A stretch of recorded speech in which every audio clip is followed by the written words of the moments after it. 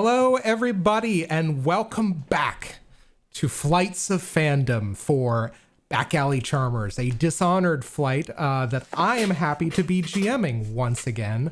I am Zach, otherwise known as Great Zamino. I use he, him pronouns, and I am joined by four absolutely wonderful, lovely cast members. Starting on the top left and reversing counterclockwise, we'll just go ahead and meet them. Caitlin, if you'd like to go ahead and give us your introduction and spiel. Yeah, so I'm Caitlin. I am playing Doc Harlow. We both use she, her pronouns. Doc Harlow recently had a very great meeting of the minds with her academic rival. Is that what we're calling it? Last session, that's what we're calling it. I am also a writer of horror-tinged speculative fiction of many, many different flavors. I have a new book out in October called The Death of Jane Lawrence, and a Vampire the Masquerade official tie-in novella as part of the Walk Among Us collection that is out in like 3 weeks. I keep forgetting about that. But if you like farming and or textually lesbian vampires, you should check that out. And you can find me on Twitter at CSEE_Starling. Awesome. And below her on the overlay, Marcy, if you'd go ahead and give us your introduction and who you are. Me? Who am I? I'm Marcy, aka Experimental Madness. You can find me under that name most places around the internet. I am the resident cryptid on Twitter under the username Merciful. Maybe you'll see me. I always have to put up that disclaimer. My pronouns are she, her, and I am playing Grissell Wick, who is beyond gender, but she and they will work just fine in a pinch. Excellent. And moving once again counterclockwise, Morgan, if you go ahead and introduce us to you and your character for this episode. Hi, I'm Morgan, she, her pronouns. You can find me on Twitter under AzingerMM. I'm playing Antha Blackwell, our spider and ex-Oracular Order sister, perpetually wondering how she got herself into this mess. Antha's pronouns are also she, her. Awesome. Finally, rounding out our crew of misfits here, David, could you introduce yourself and who you're playing and your spiel? Yeah, hey there, everybody. David here, he, him. I'm a graphic designer and illustrator and a game designer. You can check out my game stuff over at dbb-8.itch.io. And today I am once again playing Maxwell Wick Shamwick, the slide. Excellent. And so, guys, a lot has been transpiring in the past 3 episodes. That said, this is the finale, so things are going to get off the chain, clearly. And I don't use that colloquialism lightly. In fact, I don't think I have ever used that colloquialism, but here we are. So anyhow, we first off, you guys over the course of the series have met the Back Alley Charmers, a fine crew of misfits who are trying to sell their own bootleg elixirs and remedies for the rat plague out of their shop in the distillery district. They have made a few enemies. They have made a few friends, predominantly, however, in the form of the Bottle Street Boys for the former and for the Dead Eels, as well as, of all people, Custis Pendleton for the latter, or the Pendleton brothers, I should say. So a lot has transpired. They ended up stopping a sabotage attempt by the Bottle Street gang of the Undine, the ship in which the Dead Eels kind of make their headquarters. Following that, after procuring a cache of whalebone skeletons and all manner of whale oil accoutrement, they were also able to take those ill-gotten gains and then fence and sell them through some of their contacts at the Golden Cat, a brothel that operated out of the distillery district. Through the help of some of the sex workers there, as well as through a few occasional surprise acquaintances making themselves known, you guys were able to successfully fence your goods, but you also made the acquaintance of one Carissa Edgewater, someone, Grissell, who you know right off the bat is a fellow Brigmore witch.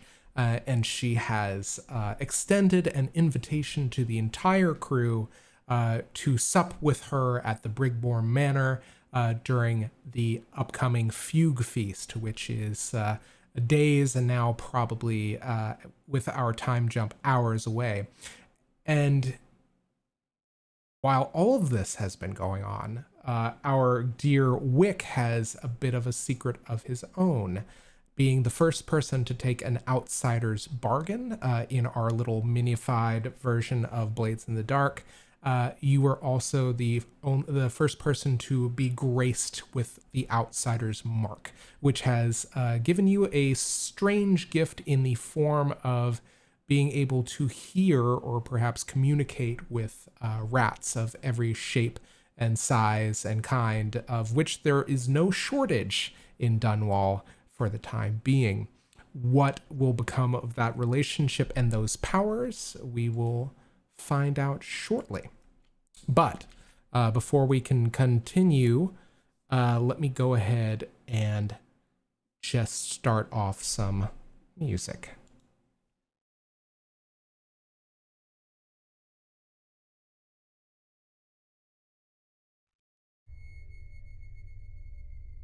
So, where last we left off, you guys were enjoying the spoils of your ill-gotten gains, as it were, from the hall of selling and fencing your goods. What else have all of you been getting up to in the time leading up to this upcoming Fugue Feast rendezvous?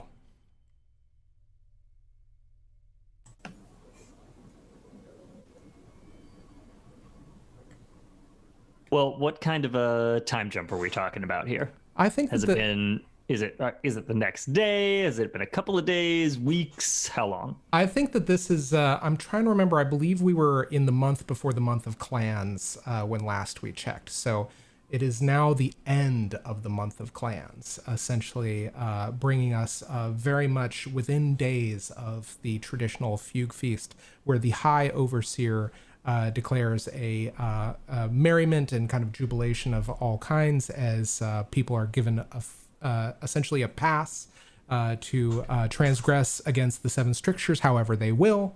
And so in normal times past, this kind of time is fraught with a lot of frivolity, a lot of festivities, a lot of excitement, and there is quite the dearth of it in these days during the rat plague. So does that kind of set the stage there for you? Sure.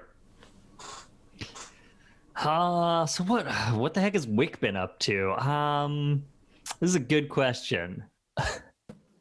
I feel like I don't have a good handle on I can't keep track of this boy. Well, has business been booming? I think business has been brisk. Like, the crew's reputation has been going up, so people are coming in and out. Wick, I think, tends to sort of man the front counter, and so has been dealing with customers, probably. But I think also probably on the side, trying to figure out what the heck is going on with him. Because I think even in the shop, like this city is infested with rats, and this was until very recently, our shop was an abandoned building. So every time a rat gets into the walls or what have you, Wick is probably hearing whispers in the walls and is sort of, I think, jumpy and on edge. He sort of has the vibe of somebody who has simultaneously had too much coffee and not enough coffee. That's kind of his general mood. So he's like, I think, snapping at people maybe a little more than usual, and generally, not that he's particularly pleasant under normal circumstances, but is perhaps a little more unpleasant than usual to be around. Well, tell me something, as you've kind of been trying to ascertain what is going on with these rats and their voices. What have you kind of done to kind of address that? Is there kind of like something you're trying to find out?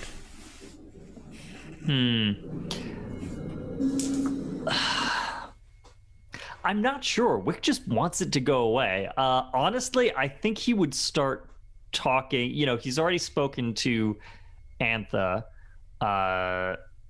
immediately about the about one of the dreams that he had. I think Antha's definitely like open for more conversation. Yeah. Because I was gonna say maybe he would try Grissell next. He's kind of working down the line of his associates in terms of like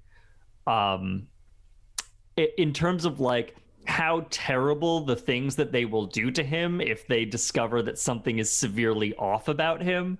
And Antha's at the top, probably just going to like give him some harsh words. Then Grissell, who we might get into witchcraft, and she's definitely going to be weird about it. And absolutely last on the list is Ripper, who Wick is like, if she knows something is wrong with me, she will probably try to cut me open. Or just cut your hand off. I will just amputate your hand if you only ask. I've got an actual doctor with me now. Wow. He may not be a medical doctor, though. I don't think he is. Exactly. Yeah, and not only that, you guys have welcomed a new kind of newcomer into your cohort, Niall Kilroy, the former doctor in good standing at the Royal Academy of Natural Philosophy, who is now essentially kind of bunking with Ripper. So that's happened. I do kind of want to interject here because one thing about this is while you are experiencing this, you are also I don't know how much of this you guys would share, but all of you are beginning to hear similar phenomena. Literally, you are beginning to hear the rats speaking to some degree as to what you can ascertain what they're all saying. All of it, a lot of times, it's a very kind of trivial information about how hungry they are, what they plan to eat, who they plan to eat, oftentimes. But the other thing is sometimes they whisper secrets. And I kind of, independent of Wick, I kind of want to know, how are all of you grappling with this information, this new kind of sensory input?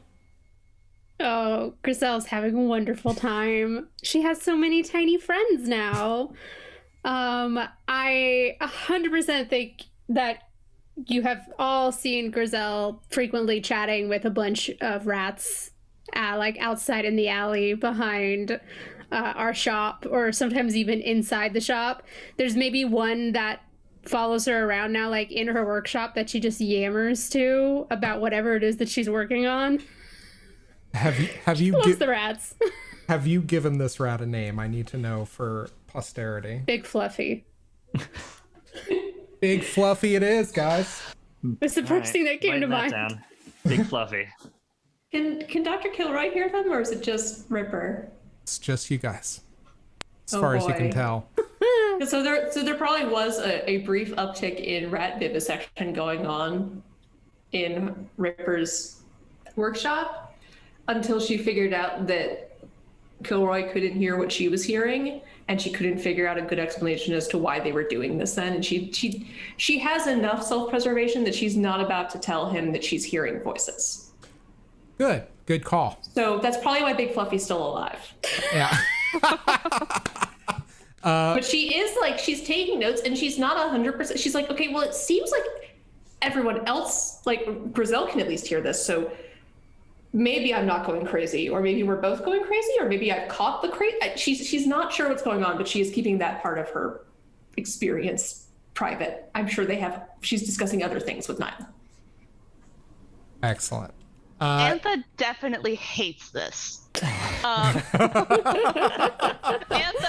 refuses refuses to acknowledge the rats. She refuses to speak to the rats. And Antha is definitely giving the impression that she is on the not on the edge, but approaching the cliff of some sort of nervous breakdown or another. She's looking very frayed.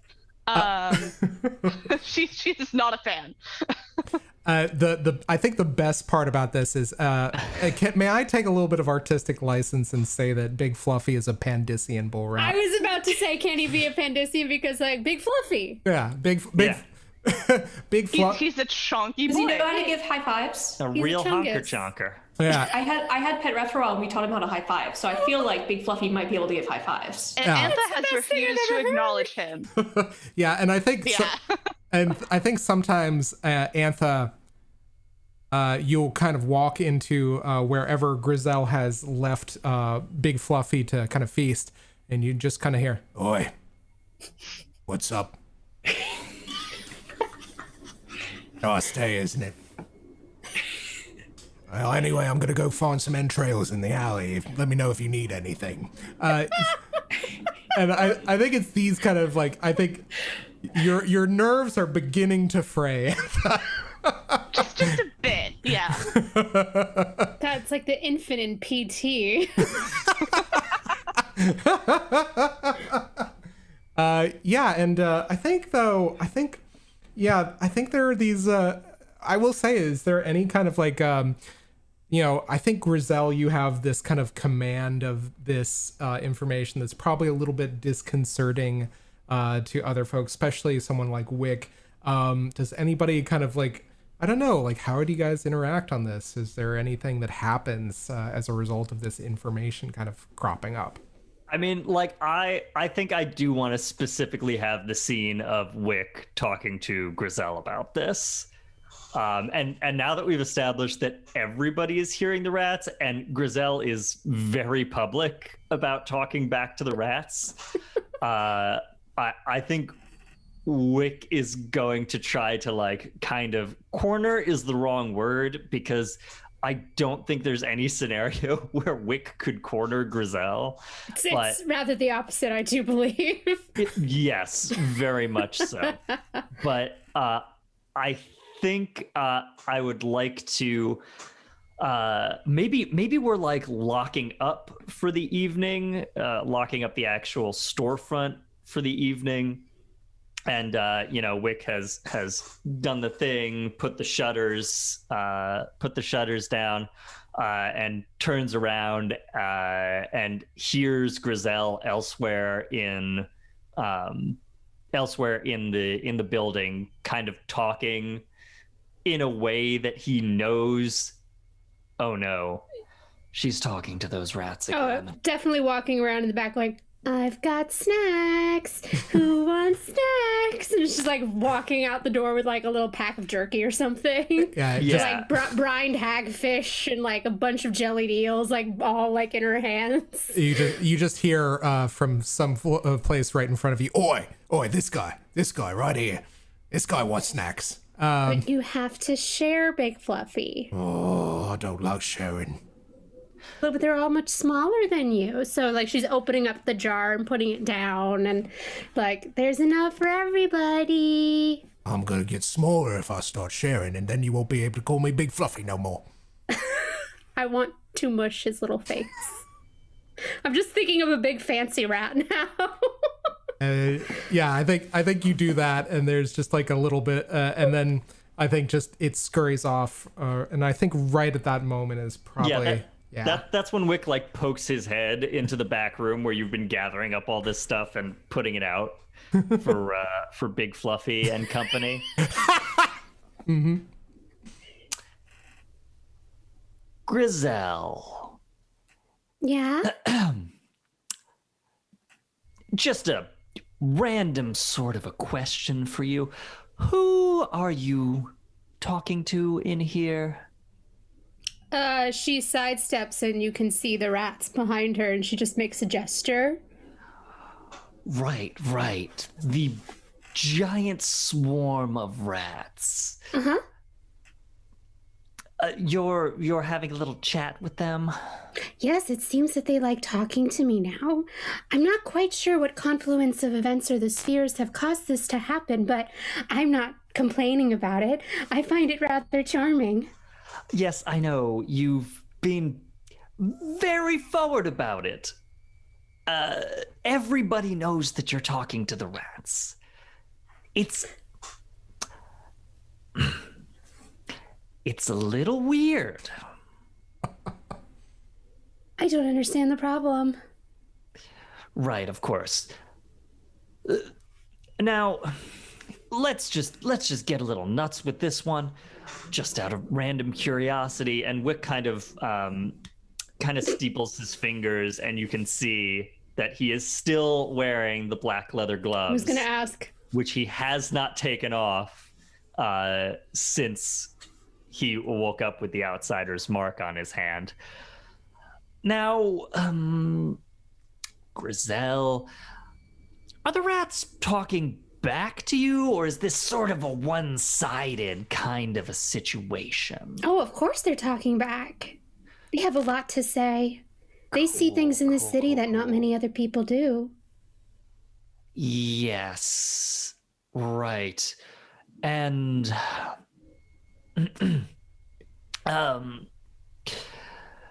well, if one were to also be hearing rats. Grissell, I feel like she's like leaning up against the back wall and then immediately does that thing where zero personal space. Like she gets like right up against you and you can hear them too. Nope. Too close. Wait. Just like I should not be able to feel your breath on my face. You said that you can hear them. Don't say anything to the others, please, yet. I'm worried Ripper will start cutting my ears open if she finds out.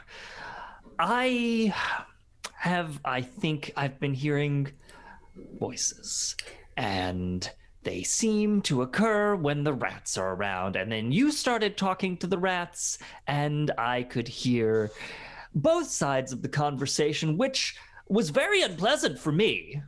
Just to be clear, I had a bad time. I've only been able to hear the rats since the start of the month, really. Is that when you started to hear them too? Because that is very interesting. About, yes. But you're not in tune with all of the magics and the spheres. You haven't been doing anything. Well, you haven't been doing your own witchcraft, have you, Wick, without me? Witchcraft? Listen, Grissell, whatever superstitious nonsense you want to go do, you can go do it, and I won't be a part of it. If you find me doing secret witchcraft somewhere, you can throw me in the river. Well, you've done something because you can hear the rats. No, I didn't do anything. They just started chattering. I might be very clever at making my own runes and bone charms, but I promise nothing that I can make can allow you to do that. So it's not something I would normally say that if you were hearing certain voices or behaving strangely, I'd accuse you of stealing items from my workshop, but I have stolen absolutely nothing from your workshop, Grissell. I assure you. I don't think you have. This is beyond me. You'll be the first to know it, I promise. Well, I think rather you would be, as a lot of my charms come with a little fail-safe if one takes them without proper payment. Yes, we've discussed. All right, so I don't have any charms on me. I didn't mess with your stuff. Well, you've done something. That's what I want to figure out. Well, what happened that was new and different that's allowed you to hear our little friends? Nothing. The shop has been doing great. The crew's been on a roll. We have cash coming in. We have product going out. Everything's going swimmingly. except for the dreams. Dreams? bad She's dreams. back in your face again. What I kind talked of to dreams? Antha about it because, dreams, prophecy, whatever. And she seemed to think that I was in some sort of trouble. Well, dreams can mean Weird many dreams. things. I keep hearing people, seeing a person. A I keep- person? Maybe. Okay, DM. Yes, this is I. How much of what Wick is saying would register with Grissell? Would you like me to make a roll to sort of suss out if he's talking about what she probably thinks he's talking about? So, yes, I think what I would like you to do is I would like you to roll your attune. I will also allow you to add your study to this. Okay. So how many dice does that give you? 3. Okay. Go ahead and give me 3 and see what you come up with. That is going to be 5, a 3, and another 5. Okay, so 2 big successes. I'm gonna give you one more because I think for one more, this is your forte. I was literally going to add 1 die, but I needed to make sure. Go ahead. Well, the interesting thing about my new special ability is that I am an occultist. Mm-hmm. And that's a 6. There we go. Excellent. It's a fun little pyramid whenever I get one of those. I love it. Okay, so on a 6, you know that there is, I will say this, without seeing the mark itself, there is something that you understand very well, which is the idea is that sometimes Delilah has spoken of dreams and prophecies. And I think all of you are kind of familiar with the concept of the outsider granting people powers. But the thing that is very interesting to you is how Delilah's powers basically are not necessarily siphoned, but basically kind of symbiotically benefit those of her crew with whom she is very closely associated. And it sounds like if it's not Wick, it's somebody else who is basically benefiting all of you. Or at least you. Insofar as Antha and Ripper, have you guys spoken of this? Because Ripper, you want to keep this on the DL for Niall, and Antha, no? No. Yeah. Okay. Ripper probably has been thinking she should talk to Grissell, but I think she's been distracted. Oh, don't worry about that. Are you guys all in the back by any chance? Wait, what? Are you guys in the back of the shop right now by any chance? We could be in the back. We could be nearby, yeah. Yeah. I didn't say if you were busy because it won't matter to Grissell if you are in flagrante. She's going to come in anyway. Okay. And she hears you, Wick, and just so her eyes kind of go big. She grabs you by the hand with a surprising amount of force and pulls you right along with her back into our workshops and quarters, and just goes, Okay, where is the Harlow, Antha. Nope. Yes? We're not talking to them right now. Yes, we are. No. Yes, it's very important for me to understand exactly Not what's this going one. on. Can you all hear the rats? She just announces this as she bursts into the back of the room. And please do be honest. It will save me a lot of time. From upstairs, you just hear a yell, "Are there any customers in the shop, Grissell?" No. We locked closed the doors. Okay, wasn't We're sure. done. Maybe. Ripper's gonna come Maybe, out. I don't want to talk about it.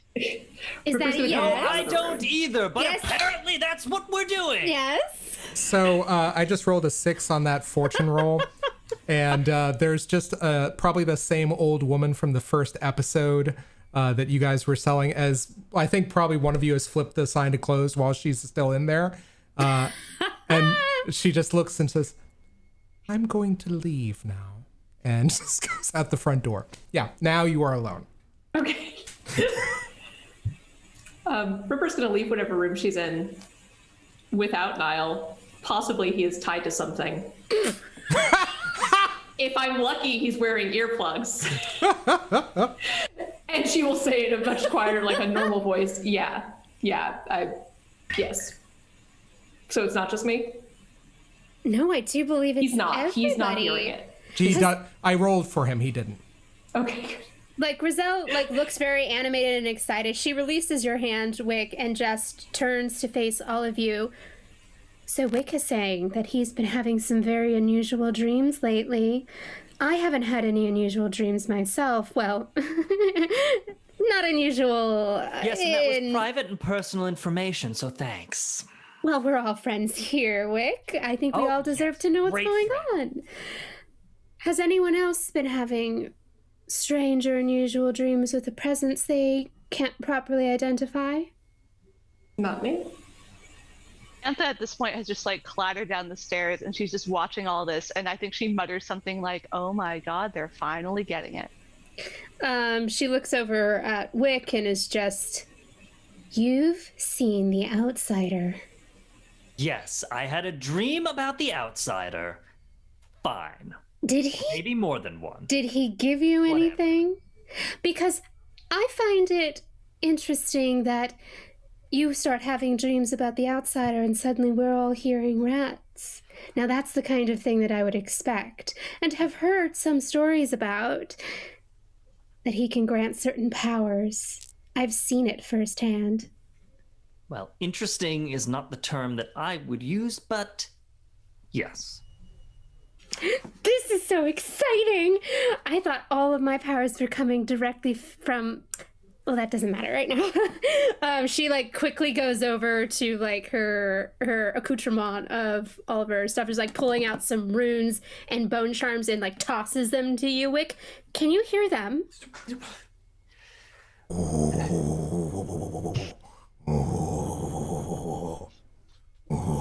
Just a persistent background radiation. They're lying. Yes, exactly. That's exactly what they do. Most people can't hear that. I have just the thing. She like gets a little bandolier out. Put this on. Okay, this really doesn't go with my whole thing. This is not part of the look. We don't really sell a lot of these. She's pulling out some runes now.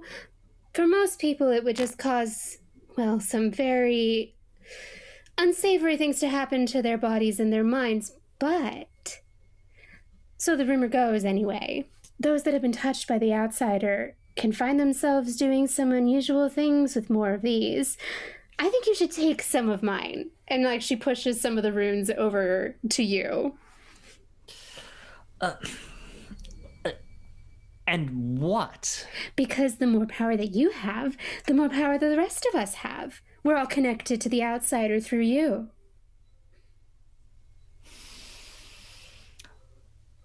I don't like that. You don't have to. I don't like that at all, and I don't want it. Can I give you the rat brain? No, I mean, well, technically you already have. Okay, can I not have it anymore after that? I don't think that's how it works. Or at the very least, I certainly can't do anything about it. I'm not the outsider. Great. But obviously... I have to wear this ridiculous belt. Only if you want to. I've heard Putting that a coat more... over it. I've heard that the more runes you carry, the more powerful your connection to the outsider becomes, and who knows what strange things that you can do after that. What does that even mean? I don't know. It's different for everybody. Oh. Great, like puberty. Cursed puberty. An interesting way of viewing it. And I think that moment is interrupted as once again the walls rattle. And hold on, I have to get my spiel up. And that is when you guys all hear. Attention Dunwall citizens, a message from Empress Jessamine Caldwin I. Good tidings to all the subjects of the Empire during this fugue feast. While I know that this time of jubilant celebration has been diminished by the spread of the rat plague, I ask you all to take solace in the fact that the royal physician Anton Sokolov and other members of the Academy of Natural Philosophy are working countless hours to treat and one day cure this terrible disease. Until that day, I must ask that all of you stay in your homes, limit travel and gatherings, and report any and all rat swarms or infestations to the City Watch. Let us not mark this quiet fugue feast as a lost day of celebration, but as the first day of our inexorable climb out of the pit of adversity. And I'll tell you what, I wouldn't mind not hearing those voices either. And I think on this note is where we can kind of end this scene and kind of jump ahead, as I think all of you realize that there is an invitation outstanding. Oh, Grissell hasn't forgotten. She's been very excited about this since they got the invite.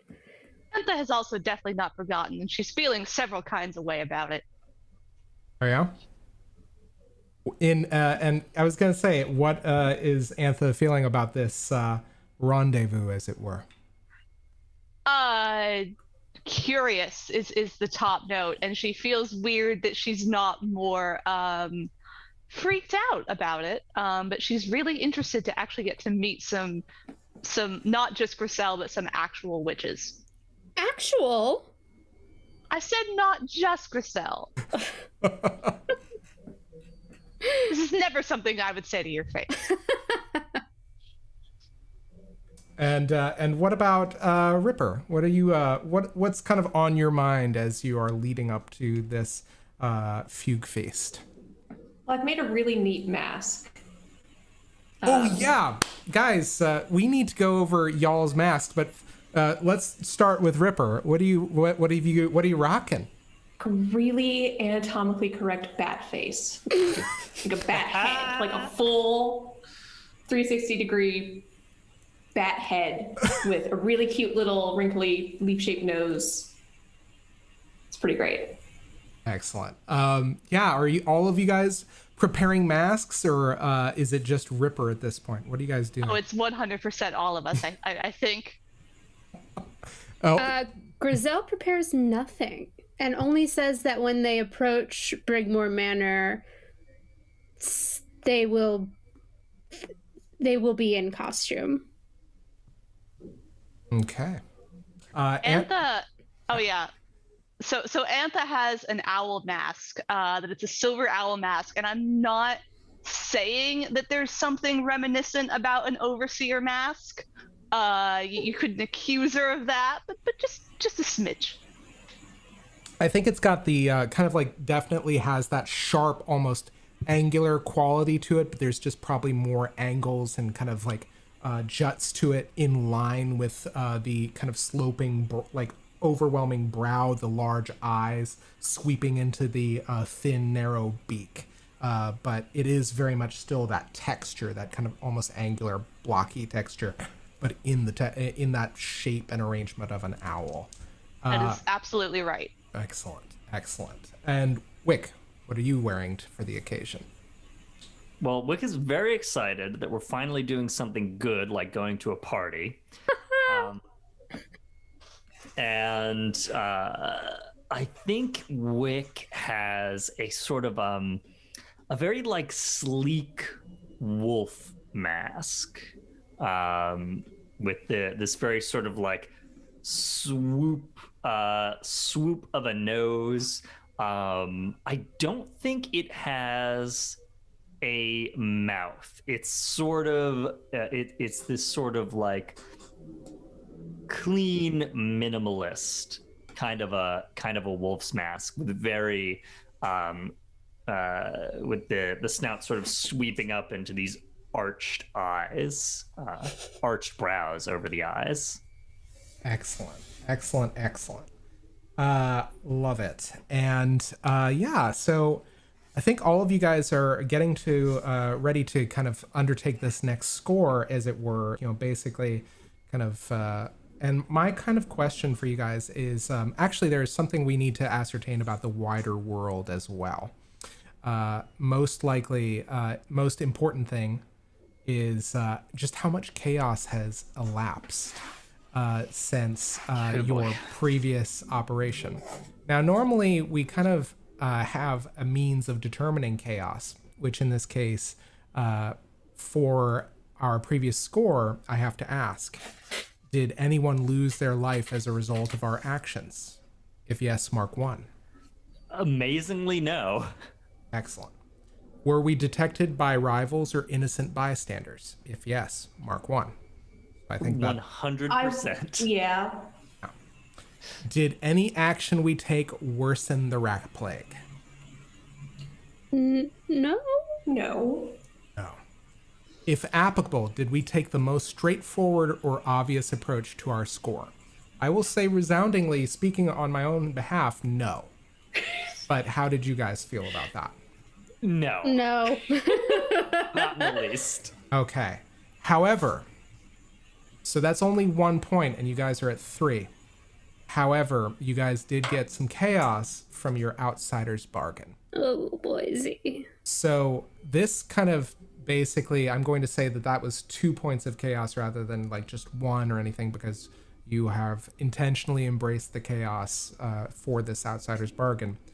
And I think that that is partly why you are hearing so many rats so often as you kind of putter around the shop and get ready for the next kind of score, is things seem to be getting a little bit worse little by little in your part of the distillery district. And occasionally you hear these sounds of blubbering weeping resounding through the alleys not far away from the shop. So, in this environment and in this kind of new paradigm of chaos as the rat plague worsens, I need to know, what are you guys doing to prepare yourselves for this next score? What kind of additional actions or downtimes or assets do you want to secure? What kind of information do you want to gather? Because as it stands, there's a lot on the line here. Antha has definitely been, I'm not sure how much she's really been able to do this, is like the quarantines tighten and the city kind of shuts down, but she's definitely been trying to work her contacts and in particular learn everything she can about what the Abbey is up to, because she wants to be able to negotiate with something if needed. Okay, so what I would like you to do then is, I think that this is going to be taking a look at our skill list here. I think that this is going to be kind of like a negotiate kind of consort kind of role. So I think in this case, it is persuade. You can also levy command if you have any dots in that. I have more dots in persuade, and I think persuade probably makes more sense. Mm-hmm. So let's see. That's a 3 and a 4. Okay. So on a 4, that's a mixed success. Describe for me how you're kind of going about this. What do you like? What does this look like when Antha kind of seeks out fellow overseers? She's not seeking out fellow overseers. She doesn't want to talk to any of these people directly, which is probably why it wasn't a great role. But it like, I know in particular that she's going back to the cat maybe a week or 2 later, and because we know that the overseers are visiting the cat and just kind of paying for any information. But yeah, she doesn't want to reach out to the Abbey directly.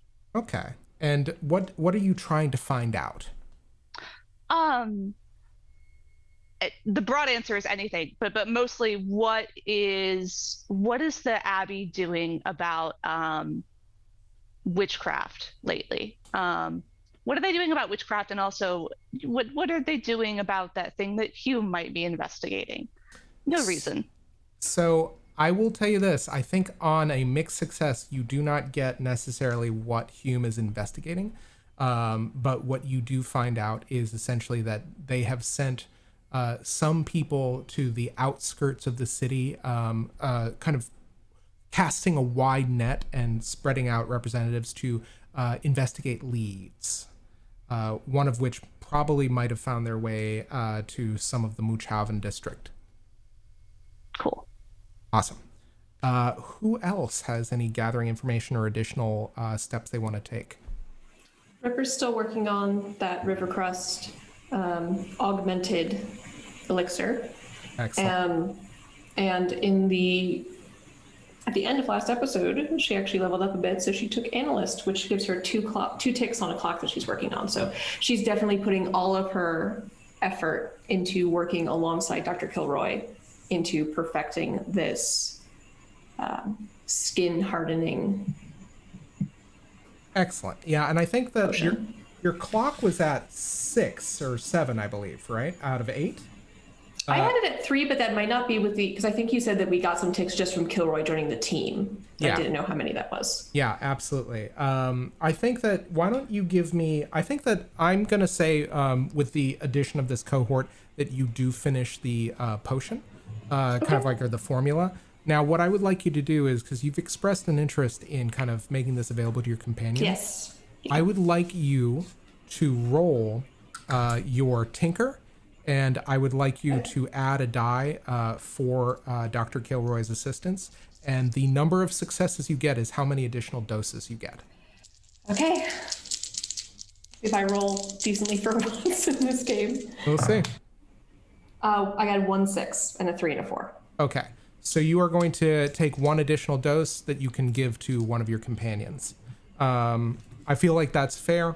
Otherwise, I'm happy to offer an outsider's bargain, but we're not even in the heist just yet. Yeah, no, I think that is fine. Okay. Anybody else have preparations? I have a question, which is, what is our goal here? We're going out to Brigmore Manor for this semi-clandestine fugue feast celebration. Are we just calling this a social call? Do we have a target to this? Is this an operation? What's the group's sense of that? That's an interesting question, because Grissell knows why she might need to stop by at Brigmore Manor, but that is separate from what the crew might need to be doing. Yeah. Antha's the same way. Antha definitely has an agenda about this, but that's not necessarily the crew's agenda. Antha's open to this being some sort of business opportunity that we will give them our raw materials, or she doesn't really like the idea of selling for them, but something. Okay, because from Wick's point of view, if there's not a sort of specific like business target, we've just been invited to a fun illegal party, and Wick is on board for that. Yep. Cool. Okay. Yeah, unless so I think then what this will become then is, I think your score is essentially trying to get out of the city's blockade. So in that case, basically, that is not necessarily the whole of the score, but that is going to basically be your kind of like, I think what your engagement role is going to be about is just how quickly do you get to the party. Does that kind of feel fair? Do we feel like that's like the best case? Yeah, totally. Also, Can I? Go ahead. Sorry, I was going to say, can I ask one more thing? Because we touched on this in the last episode, that Grissell is leaving behind certain charms, as if to maybe be little trackers or spy devices. Mm-hmm. It's now been a month since then. Is there a roll I can make to see how successful she's been about decorating key areas of the city with such things? Absolutely, you may do that. Go ahead and give me I think this is going to be an attune roll. Okay. So go ahead and roll that, and we'll see how you do. Oh, 1, 2, and 1, 5. Okay, so on a mixed success, I am going to say that, where would you typically be kind of putting these around? There's one in Holger Square. There's one as she's probably not able to get, she can't get to the palace, but she can get to the district. She may have one near the Boyle estate. These are the locations she would ideally like to get. Now, whether or not she was successful or not, I'm not quite sure. I'm gonna say I feel like Antha could help her put one in Holger Square. This is how you get around the patrols. This is the good spot. actually, if you are helping her, roll one more die for me. That's so nice. You have no idea what this is for. One extra die, is that what you said? Yeah, roll one extra die. 3. Okay. So I'm going to say Holger Square, you can easily put in if you would like. However, I will say with a mixed success, you can choose one or the other. Definitely Holger Square when we get there. Cool. And let me go ahead and just pull this up. Wick, what are you doing for preparation? Anything in particular? Well, I got that mask. I don't think Wick is doing anything in particular. Wick might. I feel like Wick is being fitted for a new suit. Oh yeah, maybe we finally have enough money stashed that Wick can finally afford to update his wardrobe. As we've discussed, it is just ridiculously out of date. He's 2, maybe even 3 seasons behind. Oh no! Oh no! Scandal! Bad. Forget Bad, that. folks. The witches will totally know. Yeah. I do feel like this would probably require a fund spend, or Take it. Yeah, please do. Yeah. just because, like, if Wick gets clothes, he does not. He would rather have nothing than it's nothing or the best. Take the funds. Great. I'm gonna Wait, mark off. do we one buy that funds. boat? We Oh, do have yeah. a boat. Yeah. Okay. Forgot about the boat. Oh, did we mark off the funds for the boat? That we did. I don't know. No, I think the boat was our just like level up. That was our level up for the Yeah. funds. So we already spent them, and then we earned back some after our last. We broke even. Yeah. Yeah. Okay, cool. So I'm gonna mark off one of our funds, and I do already have. I'll just write down fine suit. So what I would like you to do while you're No, I'm gonna write down fashionable suit. fashionable suit. While you are doing this, and tell me, well, here's my question: is do you go to, given kind of your circumstances, are you going to a blue collar tailor or are you going to a white collar tailor?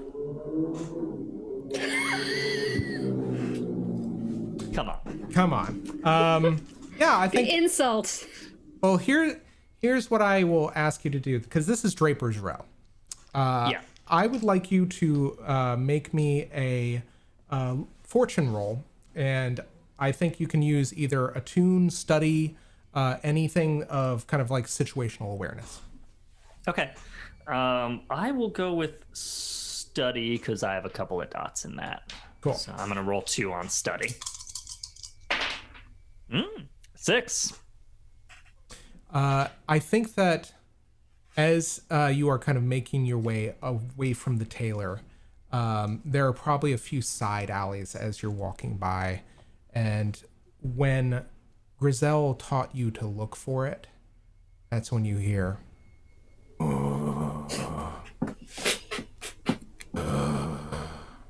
do you noise do? again. I will hold my my parcel with my new clothing in it a little tighter, and I will walk towards the buzzing and humming. There seems to be a condemned building not far down this alley, and I think you just kind of see a few rats off in the distance. You can barely hear the whispers of them, and you make out a strange violet light peeking through the slats of one of these foreclosed windows. I'm gonna talk to the rats. So I look at one of the. I look down at one of the rats, sort of closest to me, and say, "This is so stupid. You there? Yes. What's in there? Beyond that door." Burning bones, burning so brightly, so sweetly, next to rotting meat. Well, if I don't get the bones and rotting meat, Grissell will be very upset, I'm sure. And I sort of kick out at the rat, and I don't kick it, but I kick in its direction to sort of say, like, get out of here. And then go forward. And are these boards like loose enough that I can kind of pry them off? I will tell you this. Go ahead and give me a luck roll to see if you kind of can do this fairly successfully. Okay. Yeah. Just one Yeah. die? Yeah, just one die is fine. 2. Okay. Yeah, I think you just have to put your shoulder into it. And I think that you do scuff this existing suit up even more. Like, I think you just get a nasty tear through it. Actually. Oh, for heavens. Ugh. Okay. And I will say this. You do Grissell notice had better thank me for this. your glove is torn. Damn it. But as you get in, the pungent aroma of death, which all of you are no strangers to, begins filling your nostrils. But as you follow that whirring, you happen upon a grisly scene in past this kind of opening hallway. Following the light, there is a large kind of sitting room which has been repurposed into a sort of kind of makeshift study. And written all over the walls is the same phrase in various levels of degrading scrawl.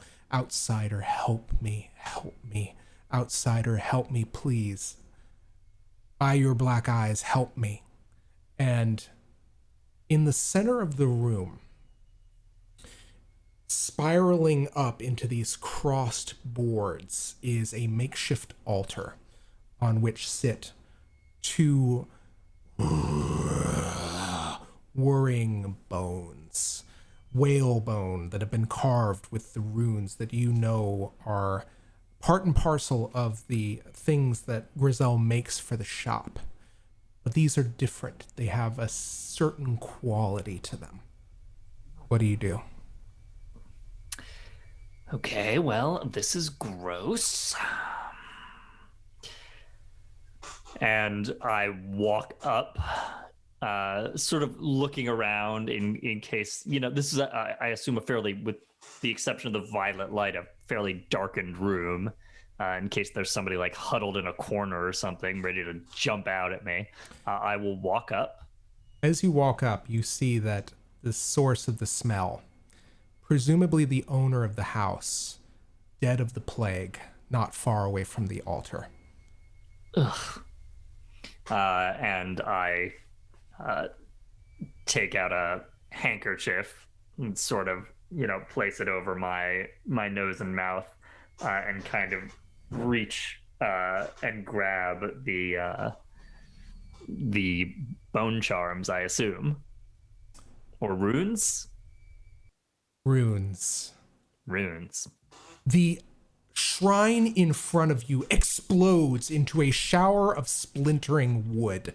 All around you, your vision goes dark, except for the clear foreground, this purple effulging glow kind of still providing light. And that is where you see him again. The black-eyed bastard himself, the outsider, looking at you. Oh, no. You don't get to come in here while I'm awake. This is against all of our... I don't care for it. You would do well to mind your Words, Shamwick. Your new friend is not going to be the only one listening this fugue feast. Hearing the call of Delilah Copperspoon, Carissa Edgewater departed Serkonos, leaving behind a life of silver-built luxury in Karnaca and a trail of murdered family and lovers. A twisted soul burning bright and fast. She sees an opportunity in your wares, a way to seize the power that has been gifted to her. And Delilah has taken notice. Know this. This fugue feast will be Carissa Edgewater's last. Where will you be when the constellations align and the dawn comes, I wonder. And as the room returns to its normal shape, the splinters flowing back in reverse to form this complete and utterly whole altar, you may choose an additional power from the outsider to use for your upcoming score, or you may enhance the one you already have. What do we want, folks? What are our options? So, Dave, do you happen to have that handy? Otherwise, I can look it up. Yeah, let me see if I can bring it up.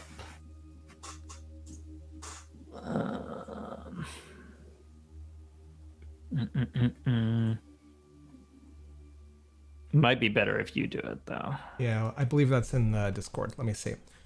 You have the options for the following. You can choose Devouring Swarm, Summon Rats that attack others and eat corpses, Possession, Possess Rats, Fish, and Hounds, Doppelganger, Summon a shade of yourself that attracts enemies. If an enemy interacts with this shade physically, it disappears. Semblance, trigger this ability to impersonate another human whose face you have seen. You may also upgrade Rat Whispers to an advanced form of telepathy. Devouring Swarm is where my vote's at. I like Semblance, and I feel like Wick might have fun with that. Semblance feels in character for Wick. Devouring Swarm feels in character for the rat nonsense that's been happening. Right. The rat nonsense. I would like to see what happens with Semblance. Nice. Cool. Excellent. So you now have this ability. You may mark 2 stress in order to invoke this ability. That's so Great. cool. I mean, Wick's seen a lot of people. Yeah, absolutely. He's got a large library that he can pull from. We did love that ability in the games. So in that case, guys, you, I believe, yeah, let's kind of go back to Wick here. Wick, you have made your next contact with the outsider. It has borne fruit, and now you feel this unnatural ability become part and parlance with what you are able to do. So my question is, I think this is probably only days before the next, before this invitation happens. Does this change your preparations in any shape? Only in that, like, what I want to cut to is Wick slamming the door of the shop with everyone in there and saying, "He showed up again." Grissell knocks over like a bottle. She was like behind like the bar area. What? Where is Niall here? Does he know? I'm gonna roll to see if he's still tied up. Well, I don't think he's still tied up. Is he here, or That's did he go funny. home or something? I got a mixed success on that. I'm gonna say he probably made it out before this happened. Okay. I mean, maybe he's there and he hears this, but there's no like Context. He's just there's whatever. no context, and Wick is just like, "You out." And he just like, I think kind of like looking at you, then looks at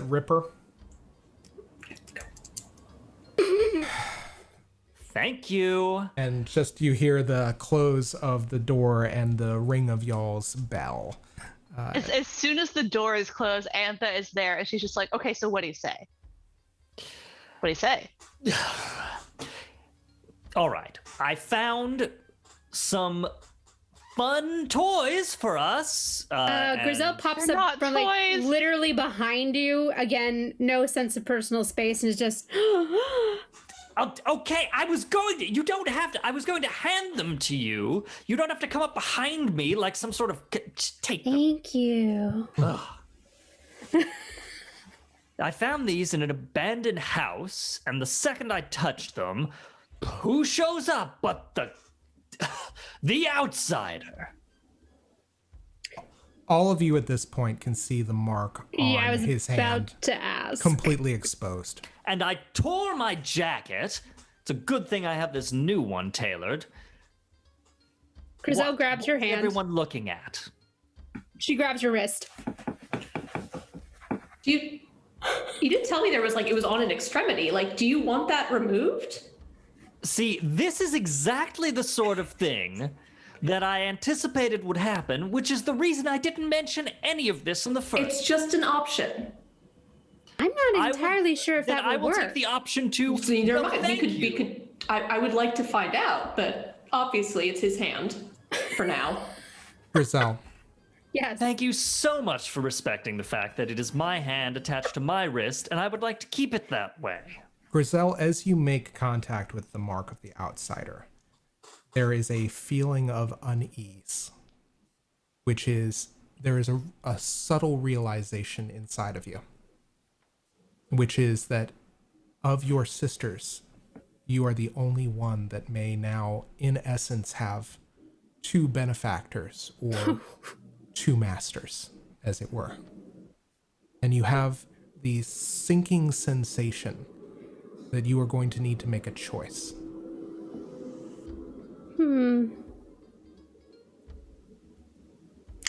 Sounds like a problem for future Grissell.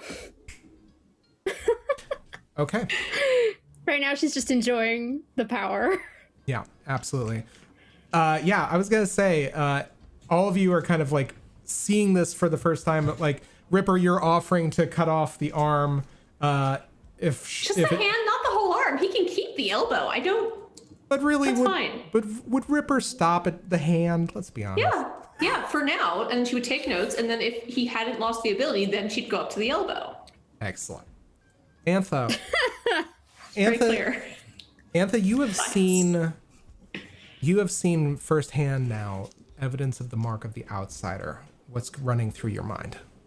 Antha has had a running bet for how long it would take the rest of the group to figure this out. So I'm not sure what this bet is exactly, but she is surprised it took this long. Antha's trying not to think about what happens if we get caught. Yeah, she's trying to keep herself out of this. Okay. Yeah, go But ahead. we're all keeping this to ourselves, right? Obviously. Send Good. a mile away. So yeah. Well, He can't know. No. let's just say where we're going. It might be a bit difficult to keep that hidden. I could smell it on you before I knew for certain what it was, and there are some of my sisters that are much, much more in tune. Could you literally smell it? Yes. Ew. She's always smelling things. What does What does it smell like? If you want to try removing it and see if it gets rid of the smell, we can do that. I can give you morphine, cocaine. Either would help. Are way too enthusiastic about cutting my hand off for my taste. Science! When am I ever going to get this kind of opportunity again? Never. Exactly. Including this time. You're not convincing me. Well, Harlow, just think that whenever Wick should eventually die, you will hopefully outlive him, and then you can dissect him to your heart's content. That's a very good point. Thank you for reminding me of that. I always Yes. think it's important to look on the positive side. Or if An he's just highly amazing, incapacitated. optimistic future scenario for us all. I need a new pair of gloves. That's a you problem. All right. Well, I don't use gloves in any of my surgeries. Oh my god. It's bad luck. I'm not even sure if antiseptics have been invented. You gotta get in there and you gotta really feel it. You gotta feel it, yeah. You gotta get it in your nails. I mean, historically, the amount of really blood and feel viscera it. you had on your lab coat or your doctor's coat was, in fact, a sign of how good you were at being a doctor. Oh, God. The grosser your hands were, the better you were. Oh, I love this liver. It's got some great hand feel. Okay. Okay. Yeah, unless anybody wants to kind of see anything else in this lead up here, I think that... I will say, I think, maybe later on or over the course of our getting towards the manor, the group is able to sort of worm out of Wick what it was the outsiders said. Oh yeah, you do have the information about this being Carissa Edgewater's last feast and whatever else it was that Zach said. Yeah. And Antha will also make sure that Wick gets a new glove. And before we actually leave, also, Ripper is going to give the second dose of the Rivercrest potion to Antha specifically and explain what it does. Antha looks at her and goes, no, that's not the sort of danger we're going to be in. You never know. I don't need more than one dose, so... You sure? Yep. You don't want to give it to Wick? Yes, I'll take No, it. If anyone tries to smell me, I'll throw it at them. Yeah, see, he's going to misuse it, and also, realistically, like, if he applies it and then I want to cut his hand off, I can't do that. So, better it goes to you. Thank you. Also, I did dip into your stash the last time I resupplied it. So, we're even now. Fair. Okay. Okay. So, with all of these kind of precautions taken, with all of these kind of intrigues laid bare, I think that is where we're going to take our 10-minute break, and we are going to begin the next half with your engagement roll and start of the party. Yes. What I would recommend is that we go ahead and get started determining just how you guys get past the blockade of Dunwall. So what I am going to do is I'm going to start some music, and I am going to ask, first off, what kind of engagement role this should be. Because there's assault, deception, stealth, occult, social, and transport. You guys do have in your possession now a boat courtesy of Lizzie of the Dead Eels, as one of y'all's enhancements or kind of experience upgrades that you picked up. My question is, given that is an asset that you have, what do you think is going to be your best way in? Use boat. Use boat. Stealth on a boat. I feel like Use maybe boats. Grissell should tell their perhaps girlfriend Lizzie Stride that we're trying to get out of the city and see if Lizzie has other reasons why getting past the blockade would be handy, and we can just piggyback. So social, I think, is what it sounds like in that case, because I think that's a great idea. Excellent. And I will tell you this, because you guys have a favorable relationship with Lizzie and with the Dead Eels, and you have this boat, and you also have Lizzie's access to kind of like canals and knowledge of the Wrenhaven River. What I'm going to have you guys do for this engagement role is I'm going to have you pick two tarot cards, Morgan and Caitlin, if you'd each pull one, which may give you the same result because you guys have the same cards kind of picked out. But basically you guys are going to be able to pick the card that you guys most want to represent your result on this engagement. Sound good? Yep. Yeah. Okay. So guys, when you're ready, pull your cards and then show them to the camera. Ooh. Ooh. Oh, wait. My background. It's doubt. It's regret. Oh dear. Oh no. Okay. So you have the world, which depicts the Empire of the Isles, and then you have Dowd. Which one do you guys choose? And down is also subtitled regret. Just to make very clear. Okay. All right. So yeah, my question. Are we the ones who are experiencing regret here? Perhaps Who not. knows?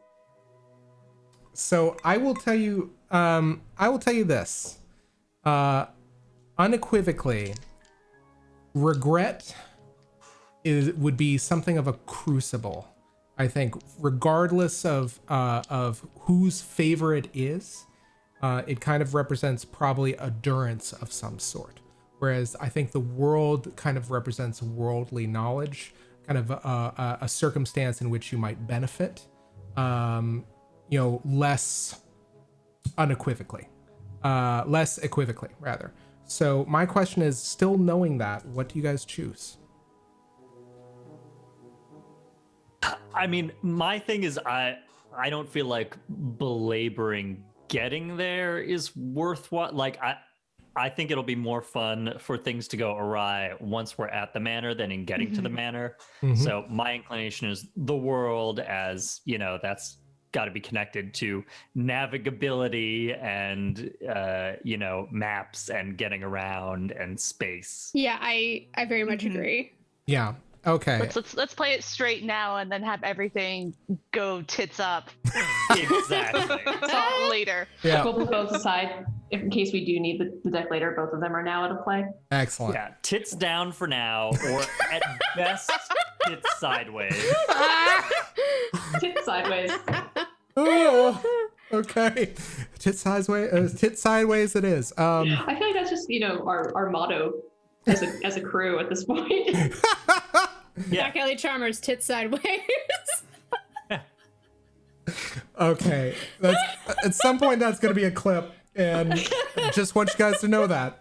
Get that on a shirt. Oh man, I only did one finger gun. I should have done the Crop top. bisexual finger gun, so it would have been much better. That's my new summer crop top, actually. Okay, so with the world, I think that I think that the funny thing about this is probably right around the time when Lizzie would get locked up. But here's the thing is, I will say with that card pull, I think that, basically maybe what would have happened with the regret is that maybe Lizzie would have been locked up before you guys ended up getting her help. But essentially, Grissell, I think you ask very nicely in your most come hither voice, which is probably modulating very strangely in your conversation with Lizzie for help. Please let us borrow your boat, magical hagfish tooth lady. And just beaming ear to ear with those sharp teeth of hers, Lizzie looks you in the eye and says, "Absolutely gorgeous." And there is... Grissell tries not to fall over backwards off of the railing into the river. Yeah, and and there is this really nice sense that as she kind of gives you access, and she's basically says, "Look, one of mine, I'll go ahead and navigate you around the blockade. We know a few results, few places to go. What's this for?" Let's just say it's a bit of a party. An illegal party. I like parties. The more illegal they are, the better. I wonder if I can sneak you in. Well, Fugue Feast isn't over anytime soon. Let me work the river for a bit. When you come down, come on over to Draper's Ward. We'll have a party. Okay. Yeah, and she kind of waggles her eyebrows at you, and one of the dead eels, one of her lieutenants, will actually help you guys navigate past the blockade through the canals of Wrenhaven River. So with that draw, and with Lizzie's favor, and with the assistance of the dead eels, and also Grissell knowing the terrain as well as you do, you make a child's play out of this task. So I think that you end up at Brigmore Estate right as dusk is beginning to settle. And as you are kind of passing through Wrenhaven River, in spite of all of the advisory announcements by the Dunwall kind of loudspeakers, and even in spite of the pleas of the Empress herself, there are people, in spite of any kind of curfew or any kind of advisory, out celebrating the Fugue Feast. And all of this, we deliver it to our feels. audience just What a weird escapism. work of fiction. You've just concocted. escapism. yeah, exactly. This is no way modeled after Miami or anything like that. So yeah, basically, as you guys are traveling down the river, it's as if there is not a plague on. It is basically Mardi Gras meets Carnival. There are but however, Wick, you actually have this knowledge, which is that most of the kind of estate district folks and the upper echelon and upper tier people typically end up leaving the city during the Fugue Feast out of kind of like their own sense of propriety and safety. So a lot of the people you realize or you're seeing out are people that are of blue collar backgrounds or who are kind of, you kind of realize there's kind of a sense of desperation here as these people are kind of embracing oblivion, as it were, as if all the doors of the void had opened, and the only thing left to do is to revel in the outsider's influence. So, or at least what they purport to be his influence. All of you now having firsthand access to that, it does not necessarily sit well with you as it used to. So you guys make your way to Brigmore Manor along the river. And at some point, not far away, there is, not far outside of the city, there is a dock, which seems to be overgrown with a great deal of vegetation and kind of a surplus amount of vegetation and a little bit of rot setting into the boards, but it is stable enough as you all step off. The dead eel manning the helm of this small boat of yours looks to all of you. Actually, this is a question, is would Dr. Kilroy be on the boat, kind of minding it with the dead eel? I was just thinking that. Yeah, absolutely. We have a lackey now. Yay! We do have a lackey. Honestly, what is he? Yeah, sorry, go ahead. I don't have a strong idea of how. I say this not as an innuendo, attached at the hip that he is to Ripper at this point, because he didn't like where he was living before, and Ripper would have absolutely allowed him to move into the shop and quarters there. Oh, but yeah. I don't know if he would have or asked. Yeah, like it was a roof over his head and like maybe evening out to 2 square meals a day. He's pretty happy along with a elixir regimen. He's fantastic. Then yeah, I mean, if he moved in, I assume that he's on the boat, and probably the argument was of like, okay, you're going to stay on the boat. You're not going to come with us. You're just going to stay on the boat. And Yes, you can have a little boat party for you. Yeah, like. And There's so much just around the dock that you can look at and sketch and come up with ideas. I will say, I do think that Ripper has a bat mask on because his actual focus of research was on bats. So I think he helped her make a completely anatomically correct bat mask. and That's so sweet. Right? and it's sweet in a really horrifying, macabre way. So You never dated a scientist? That's what it is. Oh yeah, no, I have It's just bats. It's just bats all day. You know, my spouse, who is a biologist, may research birds, but it all comes back to bats every time. You can't stop. Where do you live, Gotham? Kind of. Chicago. Okay, you do.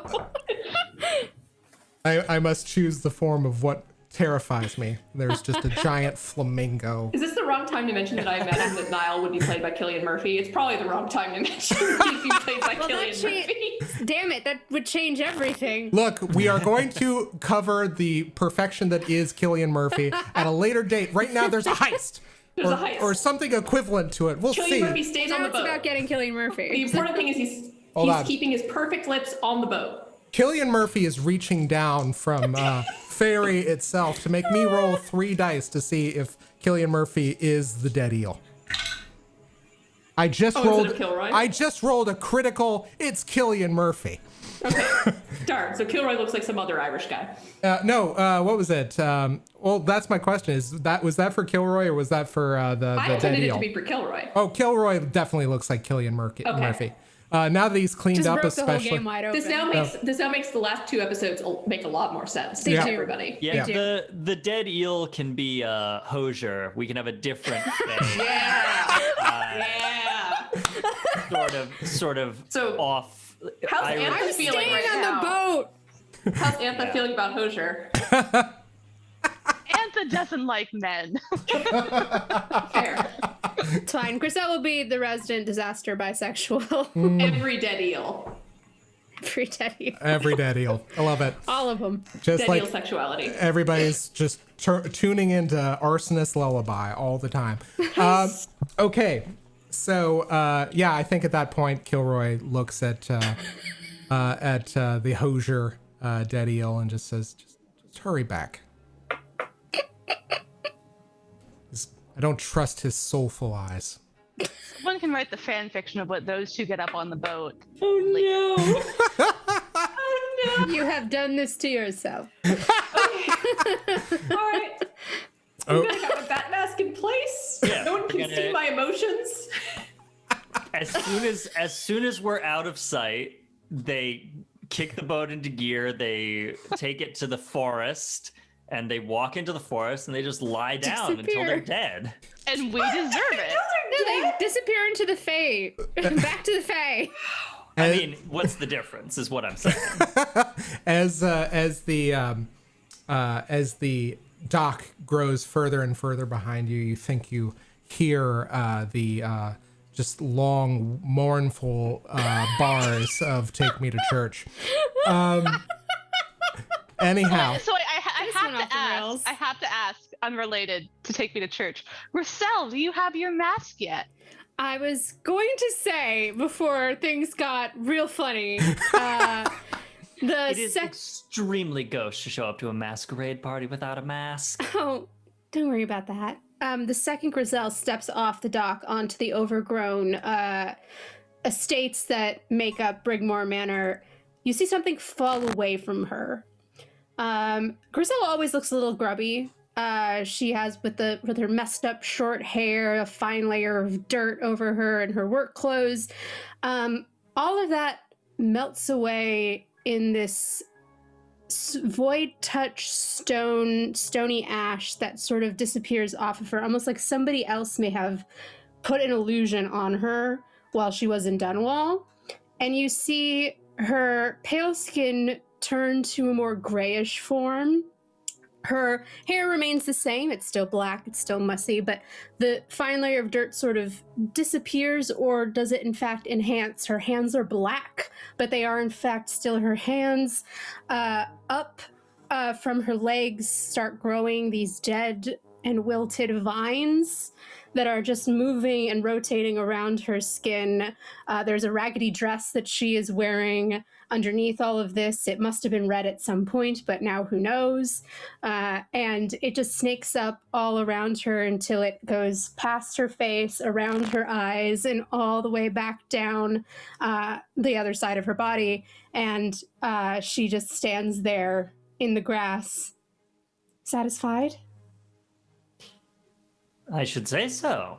Is it like Ripper's very interested now? It's like, if I took a sample leaf, would you feel it? I don't know. Would Do you like want to try? Yes, I would. Take it. Cool. So Ripper's gonna take out a very nice little pair of almost like cuticle scissors and just trim one of the leaves. Grissell doesn't feel it. pockets it. It's for later. Okay, excellent.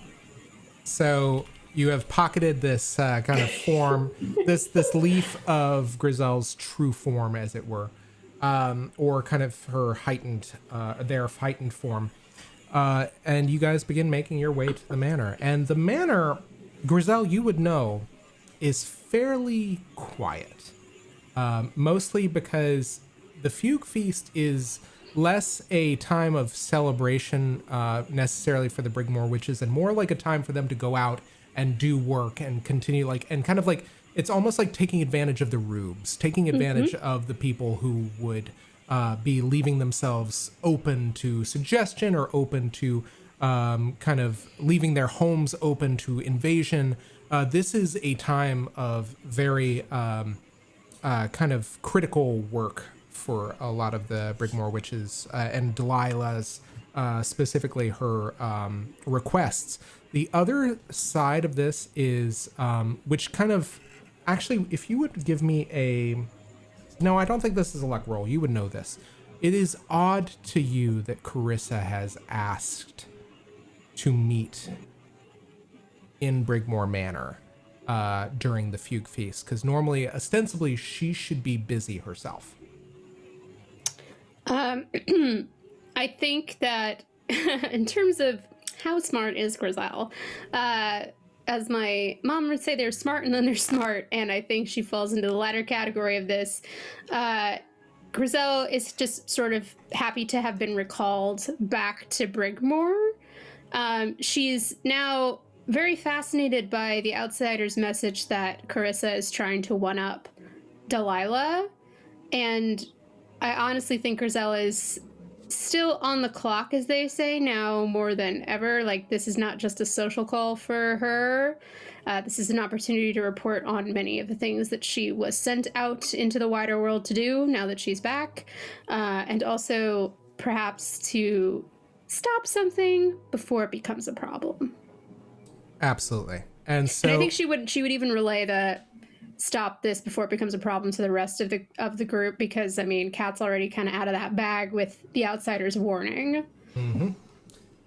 So as you guys are entering kind of the grounds of the Brigmore estate, it is a partially flooded manse that has a fairly nice looking front door facade that at least at some point it was a very beautiful, very wealthy, kind of incredibly awe-striking kind of facade done up in the latest style, but those days are long past it. It is falling into ruin. In some of its upper floors, you can see where some of the local vegetation and ivy has kind of invaded the interior of the space and kind of poked through the masonry. You also see the evidence of the flooding all over the front lawn. Grissell, you would know for a fact that there is a back lawn area that is bordered by a very large cliff going directly into, or ravine going directly into the Wrenhaven River. There is a family estate crypt for the Brigmores. There is a large gazebo, and it is, for the most part, completely, almost completely flooded. Ever since the flooded district became a reality and the levees broke within the city, it kind of trickled out into the Brigmore estate, which afforded you and your coven the opportunity to move in. So, knowing the lay of the land, Grissell, which way do you take the group? This is funny because I genuinely know the lay of the land of this map. I think since we've had the invite and Grissell herself is a member of this coven, you three would be therefore under sort of my immediate protection. We can go right up to the front door. Like, we don't have to necessarily go down the back ravine. We don't have to go through the crypt. We can walk in. Would you like to just do the direct, like, we got invited, let's go on in? Yeah. Yeah. I mean, Makes sense to me. Yeah, in Ripper's mind, we're here to have fun and potentially find a new set of clientele, right, for the resources we still have. So there's no reason to be stealthy about it. We've been invited. Yeah. I got a mask on. In that case, Grissell is going to go right up to the front door. Absolutely. And as you move to knock on the door, I think you probably, from your own knowledge, you know it was going to do this anyway, but you can't stop the reflex. The door just opens of its own accord, recognizing a sister.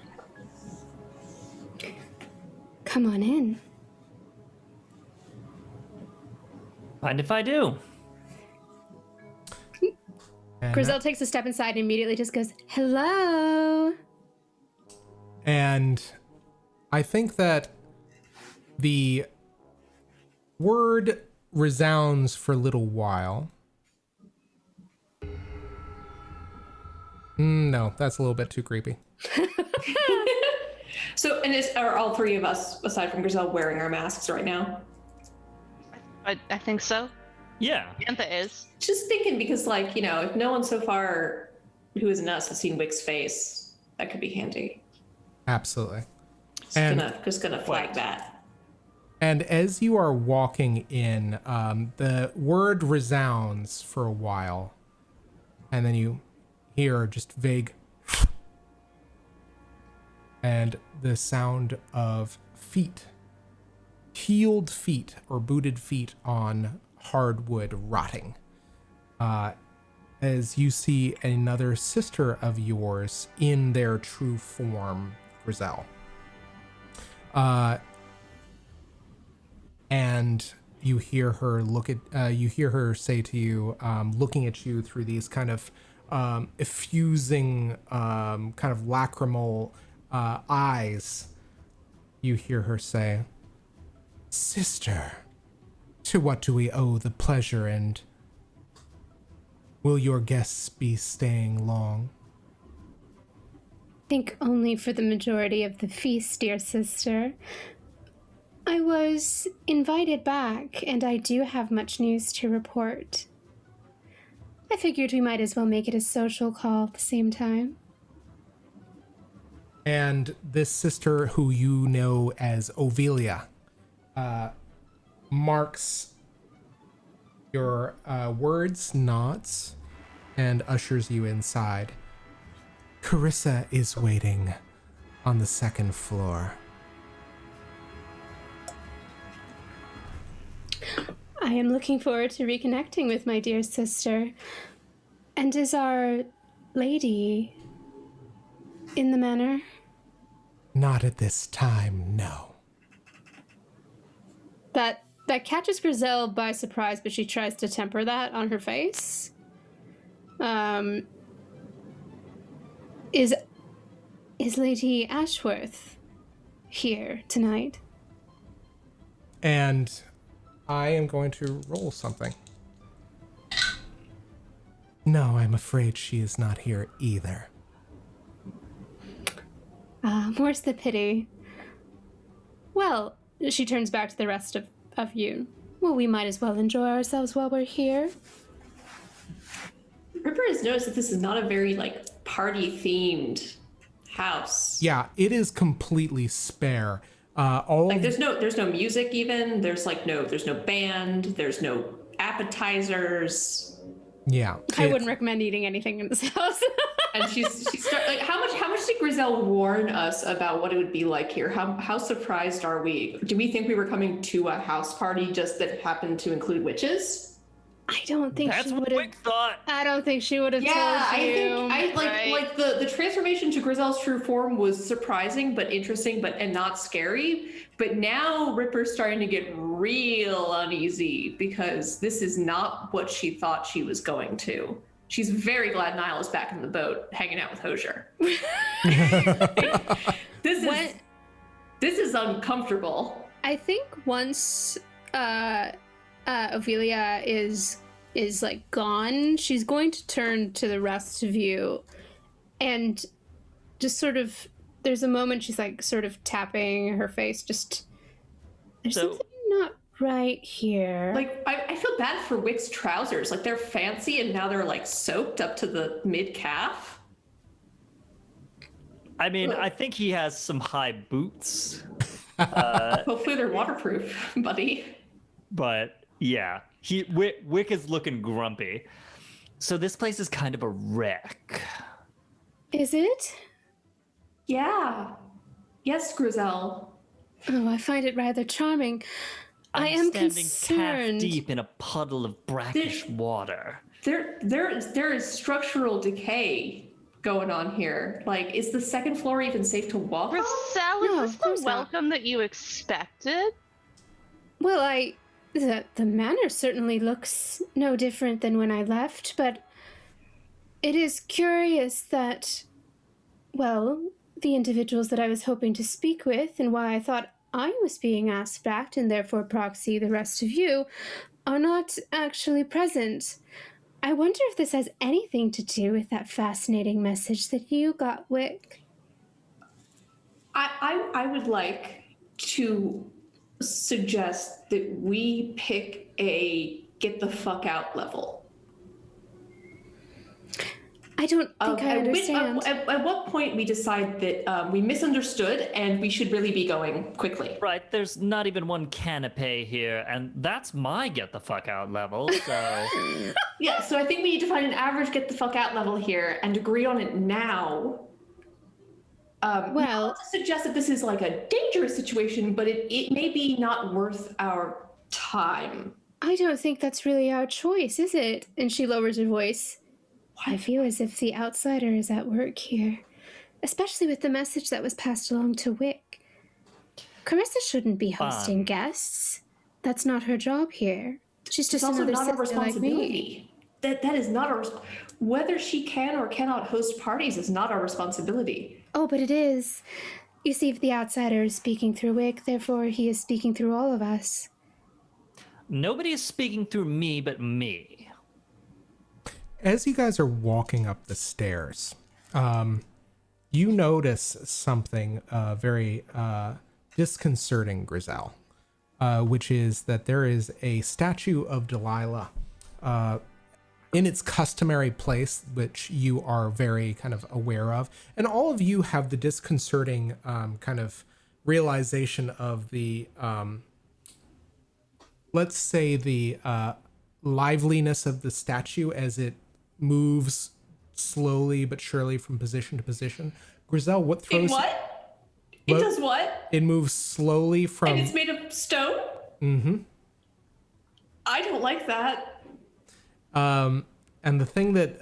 but the thing that disconcerts you, Grissell, is there is a scarlet handkerchief thrown over the head of the statue. Grissell is not, shall we say, the most subtle of women, and instantly clocks that as, that can't be right, and goes to remove it. Okay. You remove it. Again, the statue kind of shifts, and with an outstretched palm looks to you as if reaching out a hand to one of its children. I don't think it should do that. Do we Oh, think she'll it should take do it. that? She'll take it. Yeah, no, she'll take it. She's still holding the cloth, though, just kind of like, she's trying to put two and two together. It's starting to come together in her head, but she's like, I think Ripper's reaching out to try and stop Grissell, but may make contact, but not in time to stop her from touching the statue. As you touch the statue, there is a feeling of reassuring warmth in your palm.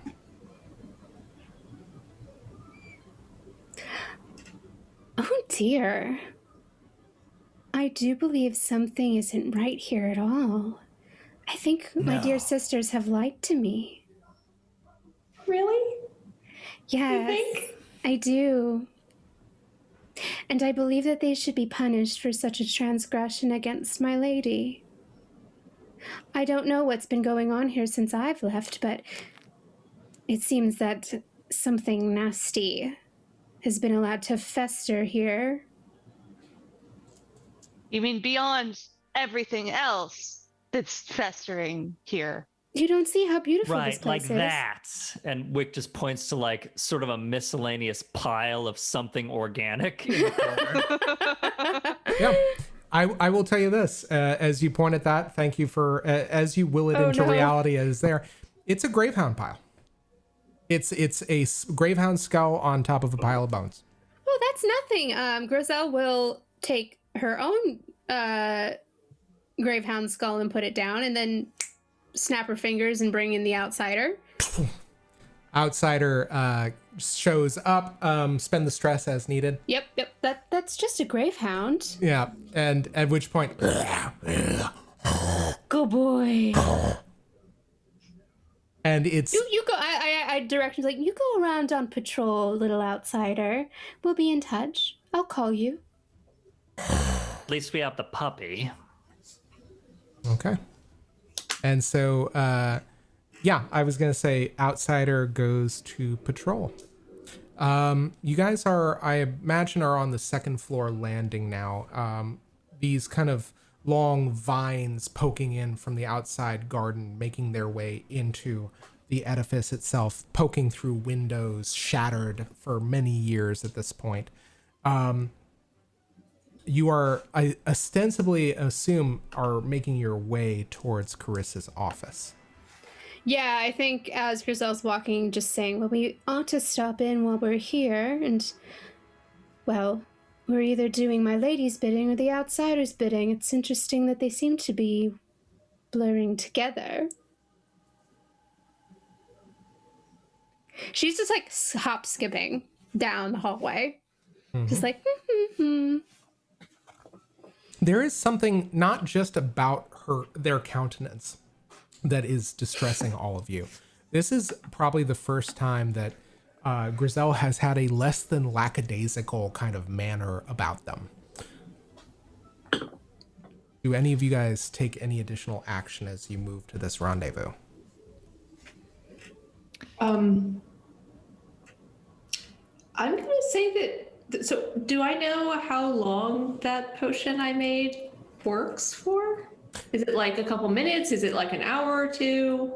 It works until, I'm going to say for the sake of this encounter, it works until you use it, essentially. Until, like, you can, like, I will say, I'm not going to stop you and say you need to do a flashback or what have you, but when you need to apply it, you can have already applied it. That is not what's interesting to me, and as soon as you use it, it's done. Yeah. Okay. So I'll use it when I want to invoke the actual mechanical effects of it. Okay. Exactly. Yeah. Then I think in this case, she's just going to, so she keeps with her a set of surgical supplies, generally. And as part of those surgical supplies, she does have a scalpel. She also has a pistol with her, but she's not going to go for the pistol. She's just going to make sure that she's got a hand on the scalpel just in case. So it's a lot more subtle, but a lot less potentially useful. Okay. Good to know. So as you guys are kind of walking towards this office, you notice that there is one Brigmore witch that seems to be kind of like surveying the hall. Another one seems to be making their rounds. You would know these as Sarai and Magda.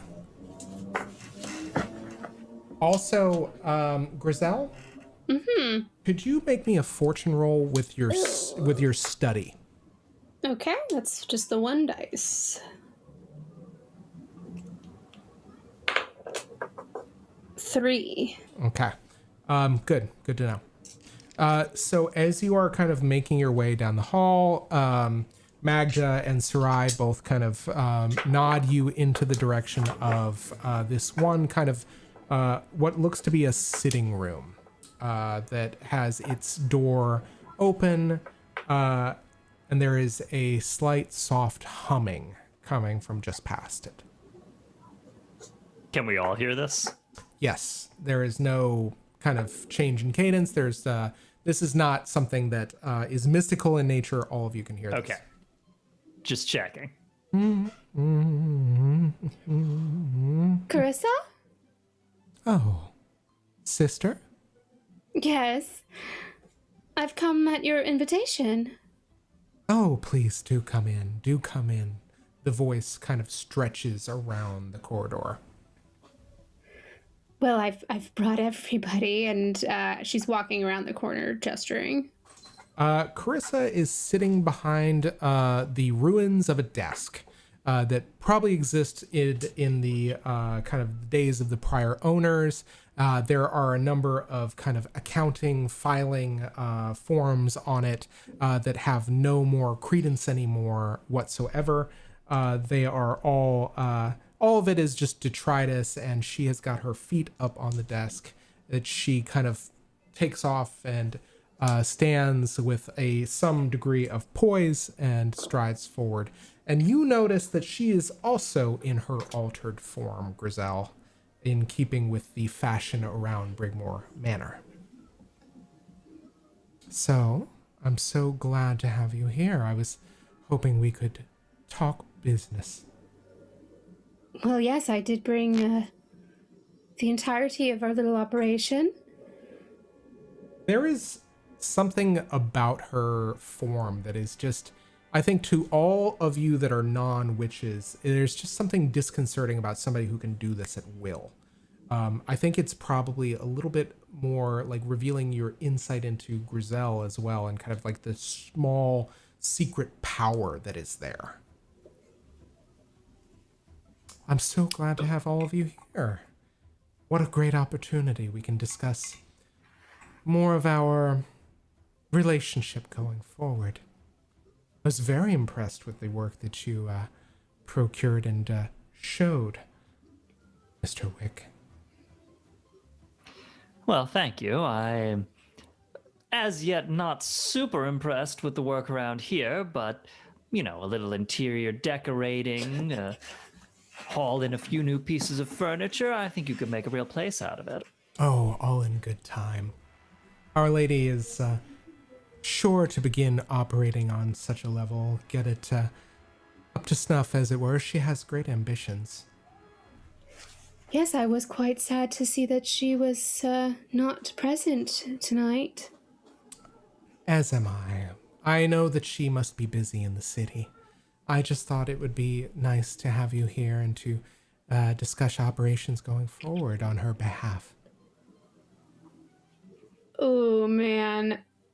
Well, I was hoping this was more of a business, more of a pleasure situation, but I'm happy to discuss business instead.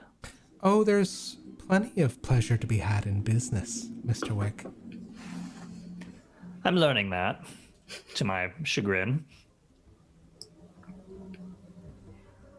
And she says to all of you, so I couldn't help but notice that there was some fine magic at work, not necessarily on the City Watch member that you promised Custis, but on Custis himself. Well, what can I say? My fingers just sort of go where they go sometimes. And so you can make anyone acquiesce with such a charm, sister? And she looks at you expectantly, Grissell, barely kind of affording any look at Wick after that confirmation. Grissell is feeling uneasy and is just, well, I can make a great many charms. That's my specialty. Antha and Ripper, I need you guys to make me a study roll, fortune roll for me.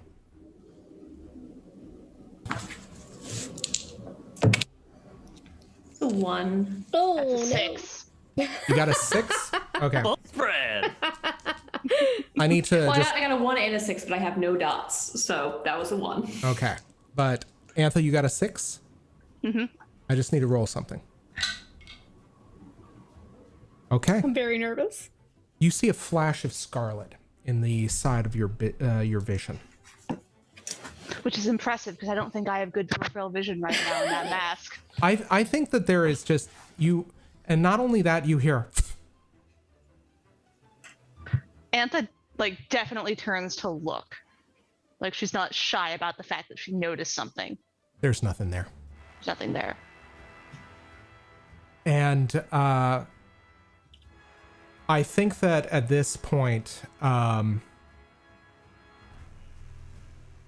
Carissa looks at you, Grissell, and says, Our Lady has, it's come to my attention, has ambitions that far outstrip, let's say, what is prudent in these times, and more self-serving. Sister, that's quite a thing to say in her own house, don't you think? Well, who's to say it should be her house? Antha, again, you hear it just in the back of your hearing. Why were we invited here? Said to Carissa. And she looks at you and says, because you have quite a means by which you could maybe augment or otherwise change her lady's mind.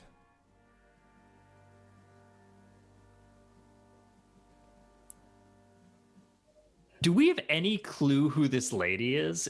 I mean, Grissell, have you, explained the organization of the Coven in any way to us? Have you ever mentioned Delilah in any way? I think she's never said Delilah's name, but she has mentioned, offhand about, when she's made a particularly good bone charm, she's just like, oh, my lady would be really impressed by that. I wish I could show her. You've heard her mention a lady. You've also heard her mention somebody named Brianna Ashworth a lot. Okay. I think Wick's supposition about this is, the lady is some figure like the outsider. He's not clear on if this is a physical person who walks around in the world, you know? So I think Wick would ask at this point. Well, if you'll pardon my ignorance, who's this lady? You are suggesting that she's in charge here and perhaps shouldn't be?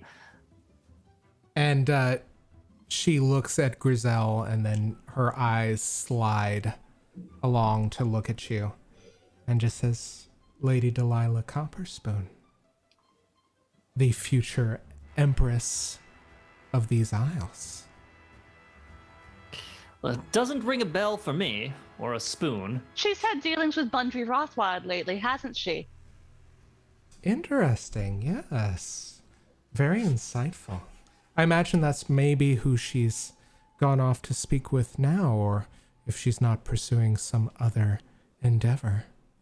Well, if there was someone else other than the Empress's daughter in line for the throne, I would certainly know about it. Ripper's gonna also. Antha just very, very subtly, very quietly, shifts to not step on Wick's toes, but just sort of step on Wick's toes. Oh yeah, Wick is being obtuse. Yeah. Ripper is like, she's like, well, while we do sell certain objects that might be of use in such a situation, we don't go into, we're not selling control of people. We're middlemen. We don't act to do that. And she looks to Wick. But isn't that exactly what you offered Lord Custis and what you ended up using on him? Well, in a manner of speaking, I suppose, yes. It was just a demonstration, right? We don't do the management of such persons. No, that would be a little too... Get your fingers a little too dirty. And she looks at you and her eyes narrow. And she says, this is a fantastic opportunity, one in which you and your cohort can be a part of. You can inherit the Isles, as it were, be trusted confidants to the future Empress. If your lady is interested in putting in an order, that can be arranged. That was If not you're the asking arrangement. for something beyond that, I'm not sure we can provide. And what did you say, Grissell? That was not the arrangement. Arrangements change. My assignments were given to me by Brianna Ashworth herself. Unless you intend to have me put in contact with her, I can do nothing. You understand, sister, the importance of the correct chain of command and orders in this delicate situation, I'm sure. Well, we'll just see how well that chain of command gives when it's tugged. And she calls for Ovelia and Sarai. Or not Ovelia. She calls Sarai, Magda, and there's a long pause. Sarai, Magda, and you hear a scratching against the door through which you just walked through. And she turns and looks. And she looks at all of you and says, "Open the door." Why? You open the door. There is a very tangible fear in her voice as she says it. I go towards the door to open it, but I also let out a shrill whistle for the outsider. Mm-hmm. Yeah. Who is patrolling outside the door already as I open it. Magda has collapsed in front of you, and protruding from her back is a dagger, from which a grip extended is a figure in a scarlet maroon, what looks to be an old-timing whaler outfit, with a long extended gas mask. And just makes this sudden eye contact, and then you hear as they vanish from your sight and appear behind Carissa. And that is when you hear Carissa's last gurgling gasp as a knife runs her through the back. What is everybody doing? I've already tried to summon the outsider to my side. Uh-huh. You may go ahead and give me an attune roll as a fortune roll in order to see just how well outsider makes it to you. That's some double sixes, baby. Yeah. This otherwise just tiny, befuddled looking, kind of just but cute in a macabre way, gravehound begins bounding and just like ends up almost like a streak of bone and amber color in front of you and begins growling at this masked figure in front of it. What are all of the rest of you doing? Ripper has dropped her scalpel and has just reached for her pistol. Okay. Antha goes, good, we're not with her. Correct. And you just hear the exhaling through the mask. Wick, what are you doing? Wick has, I think, probably reached into his coat for his hand crossbow, but is also putting a hand up in the direction of the figure. Like he wants to be, if the figure attacks, he wants to be ready, but he's, I think, I don't know, Wick probably starts talking, right? Wick talks. Now,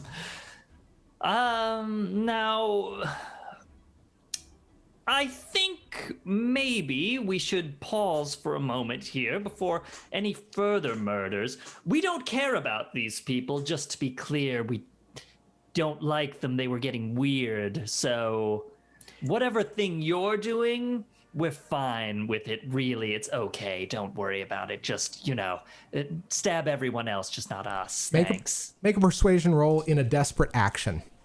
Yep. Yeah. All right. Ripper's also removed her mask during all of this because she does not need the issues with her peripheral vision, so she's unmasked at this point. Excellent. Okay. So I have 3 to start. I'm rolling in a desperate situation, so I lose 1. And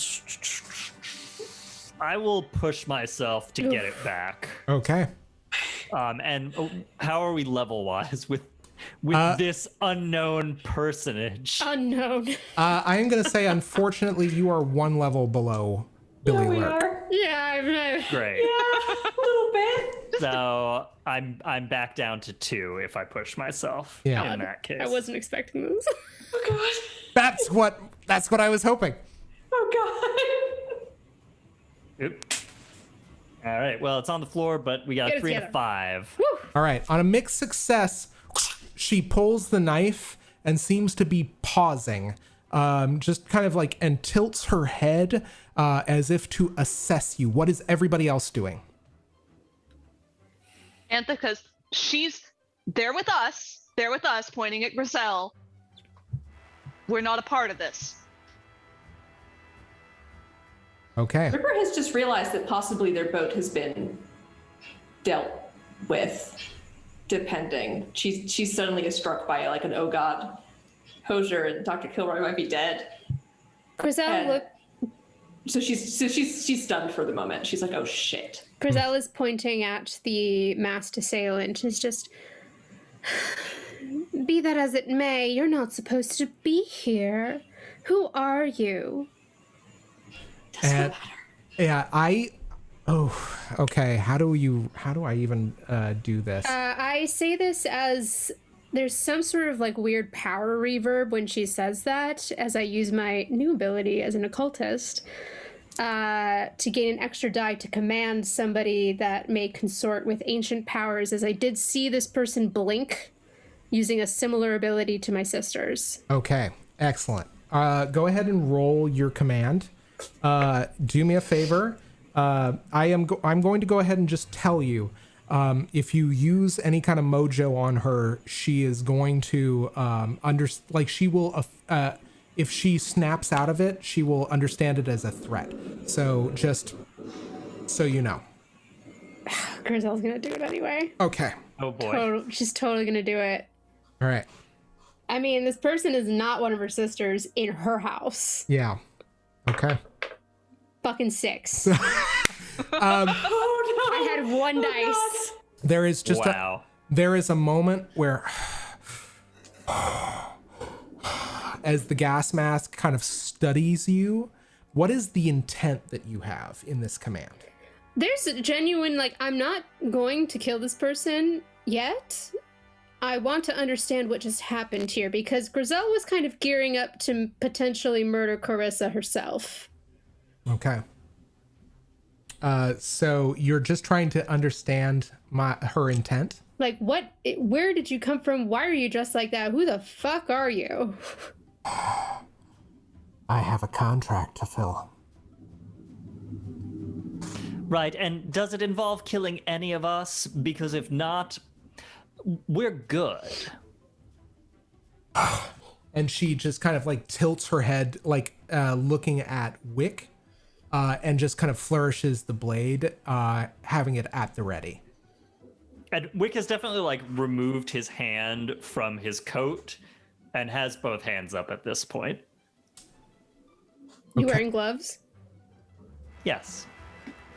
He's switched to white ones for party attire. Okay, I will tell you this. This is kind of a standstill. Yeah. This is kind of a stalemate. So I am going to make a roll.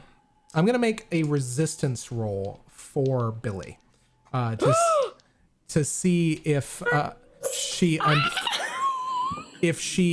understands, if she can break the spell, so to speak. So let me find. I'm going to say she's got 2. On a 6, she breaks it. On a critical, you guys are in trouble. On a mixed success, she's going to begin to snap out of it. She rolled a 1 and a 2. So yeah, she just stops. And I think she's still kind of caught in this reverie here. Any kind of offensive action could break it, but in this moment, you have like a line to her. What are you trying? Who is your contract for? Carissa Edgewater. From who? Oh, well, job done.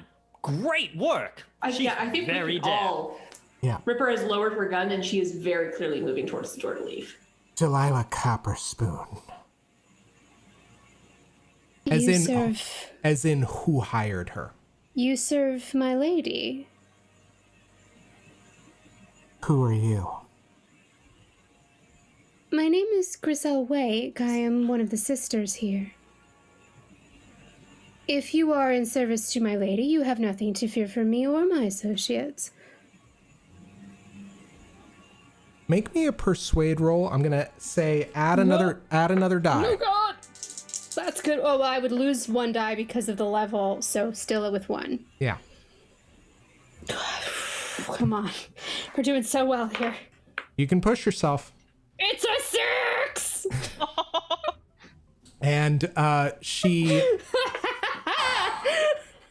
And again, there is this moment where this kind of scarlet suited figure just kind of studies you.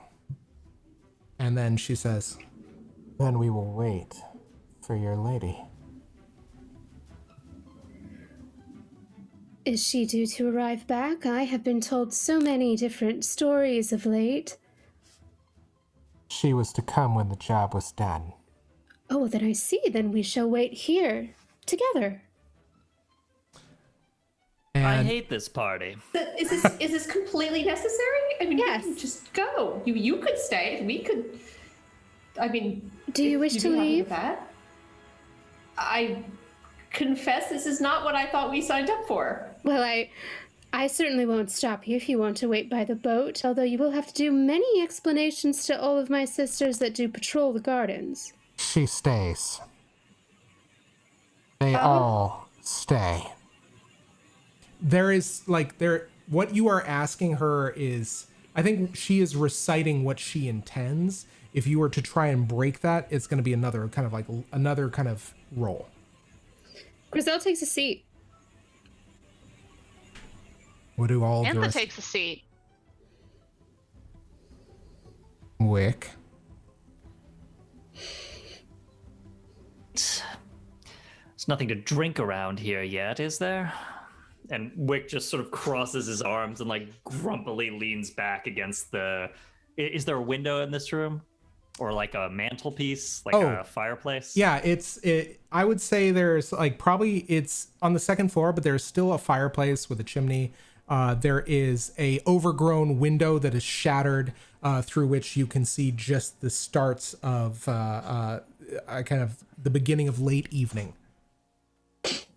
Yeah. So Wick just sort of leans against that, like the side of that wrecked window frame, and says to Ripper, "Let's listen to the woman with the big knife, huh, Doc?"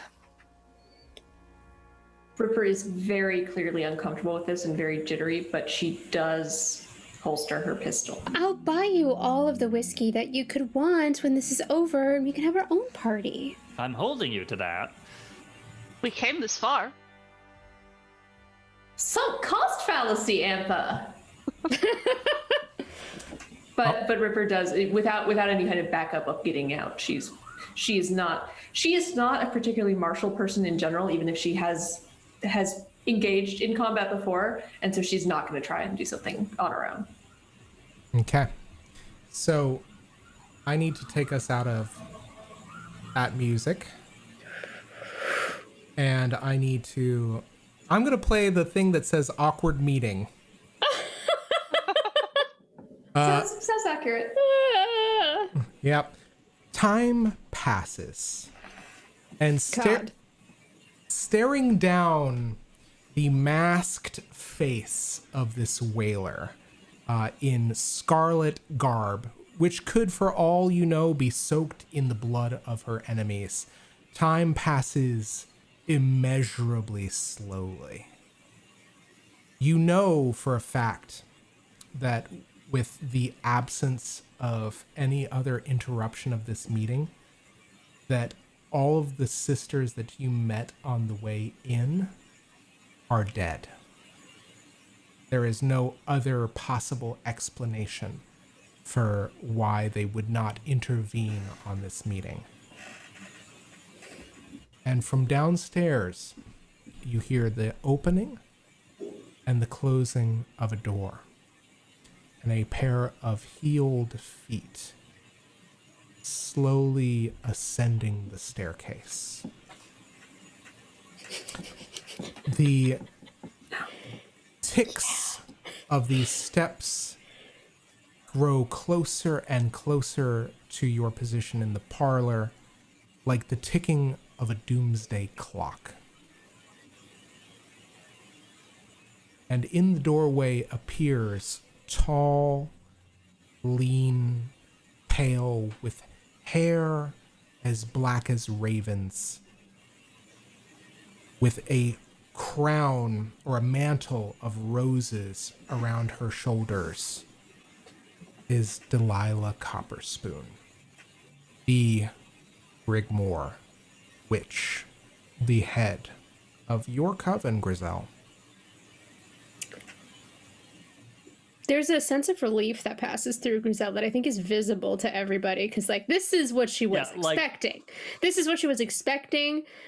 She gets off of her seat and does like a curtsy, which might be the very first time any of you have ever seen her actually curtsy. And to everyone's surprise, I think she does it well. And she looks to you, nods, very kind of like, almost like, I think kind of out of a sense of propriety and courtesy. Just kind of like of one peer meeting another. And then looks to the rest of you and arches an eyebrow in your direction, Grissell. My lady Delilah, it seems that I was under some sort of misconception. I had been invited to the manor with that invitation extending to my contacts, which is why we were here. I was not anticipating, well, she gestures to the dead body, of course. And she looks at all of you and she says, She's very dead. Your whatever it is you hired did a great job, and you should pay her a lot of coin, and then we can all leave. Say my lady. My lady. Thank you. You sense that there was a moment where she was kind of studying you, Wick, as if to decide whether or not to stab you or have Grissell stab you. And Sure. then, Wick, when he adds, when Grissell says, say my lady, and he adds on my lady, he does like a genuinely courteous partial bow. And I need to make a roll. Oh, God. Antha, I'm so worried for you right now.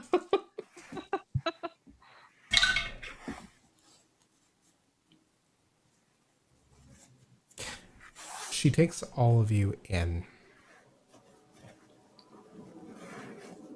and looks at Antha, Ripper, and Wick, and her gaze stays on Wick. Oh, shit.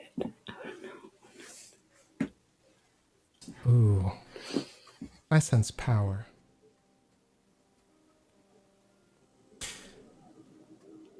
Suffice to say, Carissa, upstart crow that she was, is no longer your primary interlocutor in our affairs. It is my understanding, however, that you, Grissell, have been working on a bit of materials. I've been very busy lately. I have, my lady, and I have done what I have been instructed to do since coming to Dunwall City. There are little eyes and ears everywhere now. I'm so glad to hear it.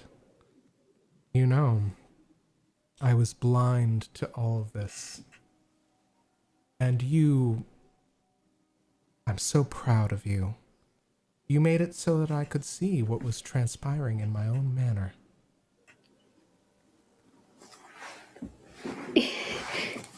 It was nothing, my lady. It was what any sister should have done. I am very proud of you, Grissell.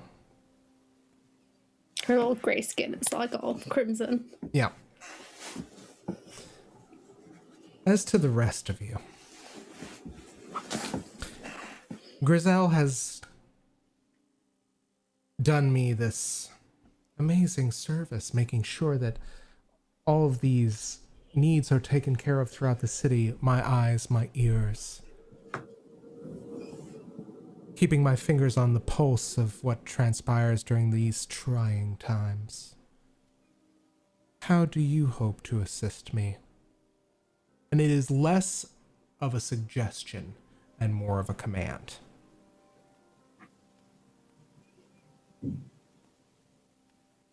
Well, that depends, my lady, on how you might assist us. I believe we are here to make a business deal, or at least I am here to make a business deal. Are we? I'm really not clear on this.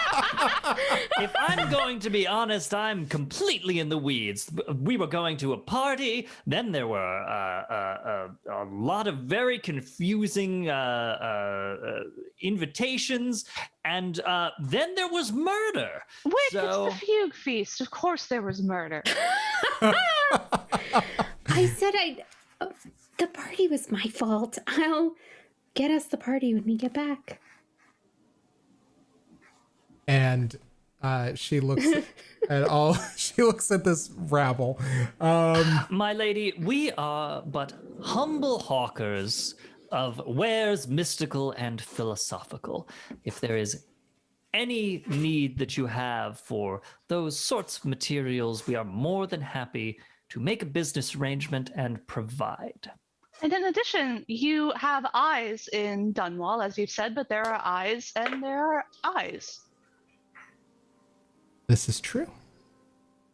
And I would like, actually, who of you is making the persuade roll? Because this is definitely a persuade roll. I feel like it's Antha. All right. And Antha, Could we call Wick's interjections, however ineffectual they are, an assist? Absolutely. I will call this an assist, but however, you are I'm gonna in pay a stress for that. You are in a desperate situation. This person is much higher level. You are basically trying to convince her there's a reason for why she shouldn't just take what she wants. So I have 2 dots in persuade, plus 1 for Wick's help, minus 1 for the desperate. You can push yourself to roll an extra die. I'm definitely going to push myself to roll. Or you can take an outsider's bargain. What would an outsider's bargain be? She wants something in return. She wants the mark. Oh. So if we just give her Wick. She can take it. She can take it. I brought a scalpel with me. I think Antha would be willing to offer things, but that's not hers to offer. So I'm just going to push myself on this. Okay. I mean, as a player, like, I'm on board. So Antha's not on board with that. As much as I want her to be, she is not. Fair enough. Yeah. And Ripper's not in a space where she could figure that out on her own. So she's... Mm-hmm. All right, so let's see. The 2 and a 4. Okay. Mixed success. And I think that she looks at you and there is a quiet smile playing at the corner of her lips, a small smile. And she looks at you and says, "Overseer, sister of the Oracular Order, if I'm not mistaken. We have one of your lot on the 3rd floor. We torture him every night." And she's saying this in order to kind of intimidate you, to cow you in her presence. I was a sister, yes. Antha's bluffing real hard to not look cowed. Mm-hmm. Antha's trying not to blink. you still wearing your mask? No, I think I've taken it off at this point. Okay. Yeah. And she looks at you. She looks back at Wick. And she looks actually at Antha and says, I actually have a project in mind for you. Something I'm sure you could help me with. If you would rather do that than die. Oh, well, if it's between that and dying, then I'm all ears, my lady. I would like to understand the oraculum more so than I already do. You will help me with that. And she looks to Wick, and then she looks to Ripper, and she says, what do you two have to offer me? How clear is it to us that she is incredibly dangerous? The fact that Grissell curtsied, Yeah. Yeah, it should be a big indicator. Yeah. I think by at this, also the fact that there is a whaler that is just kind of like folded her arms, kind of waiting for all of you to kind of come to an accord or not, and seems to be hanging on her word. And there are a number of Brigmore witches that have kind of come in and are kind of expectantly. Okay, so we're a little surrounded at this point. Yeah, I would say so. You guys did circumvent the combat/escape, but man, now it's social challenge.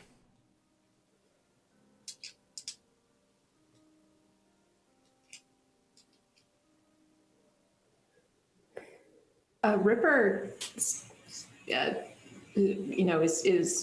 she's not doing well. She's kind of shredded her entire paper mache bat mask. It's in pieces on the floor.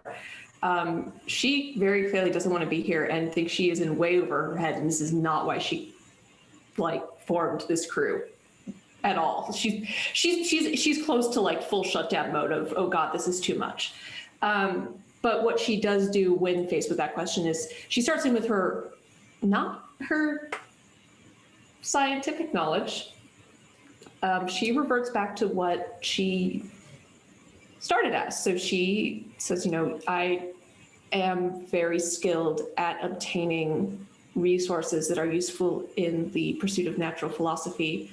The blockade, of course, has made that more difficult, but I still have certain avenues available to me. And she makes no mention of her research. Interesting. And as she looks at you, you can make me actually a study roll if you would like. I would not like. That's not something Ripper's good at. I can make it if I need to. Yeah, well, you can kind of try to decipher the intent here is what I'm trying to go for is whatever skill you want to do. Yeah.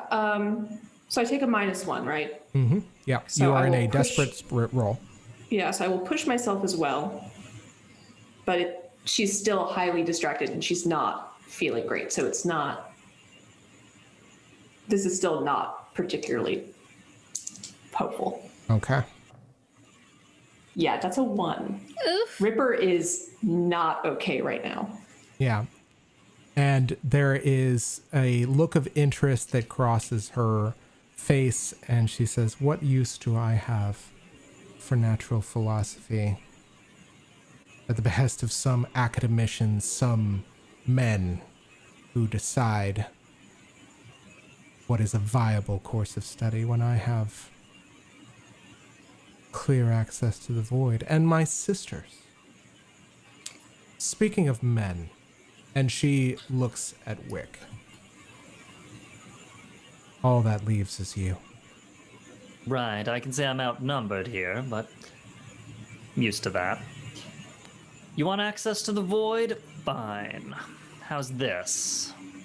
Glove off. And we see the mark. I knew there was something interesting about you? Yes, I'm great, and I could tell that you could see it immediately. And Grissell, you hear something you have never heard Delilah Copperspoon do. You hear her snort derisively. And she says, right. Grissell, Yes? you are a darling, and I am so glad that you are a part of my coven. Antha, Miss Blackwell, I should say, thank you so much for offering your services on this special project. For the two of you to live,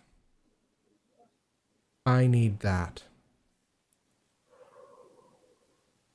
And she's pointing at the mark. It's yours. I don't want it. It's been nothing but a bother to me, so... He really didn't want it. Whatever it is. Antha's adding. Yes. He really did not Ripper want possibly shoves the scalpel towards everybody They else can along all the floor. back me up on this one. So do whatever, spells or whatever it is, and get this off me.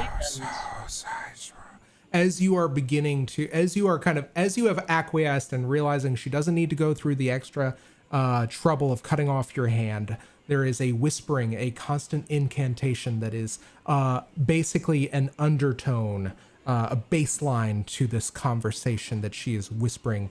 And as she does that, the light begins to effulge out of your hand. Once again, that white, bright, translucing light that lights up your entire hand, and you feel a wrench of agony as the light leaves it. The mark begins to lose its trail, the ink leaving your hand as it forms a light trail that finds its way into her palm, where she crushes it in her hand as if it were a grape.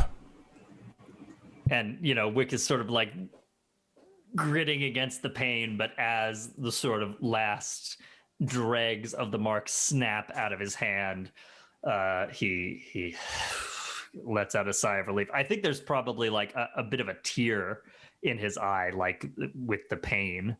Yeah, I would say, what the hell? I would say this is a to harm consequence, as this thing just really kind of robs you of your your mental constitution, and you kind of feel those voices leach out of you. All of you feel that, like, I think all of you kind of also feel this residual one, like as one level of harm. All of you may resist this as per normal, but basically you are saying goodbye to your grace of the outsider.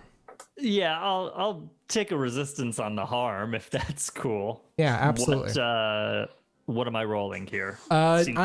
Let me double check which level it is. This is which stat it is. 1 second. This is I'm gonna say in resolve. Yes. Roll resolve your the however many dice you have in the vertical column there, and subtract the highest result from 6. All right, I'm only taking 1 stress for this. Okay, cool. But I assume mine is just getting knocked down to level 1. Yeah, pretty much. Everybody else, you may resist as per normal, or you may take 1 harm as you feel the psychic fatigue. I'll take it. Grissell's a little sad. She liked talking to the rats. I'll take it. Antha is relieved. Ripper's too out of it to care, so yeah, she just takes the Excellent. damage. Okay.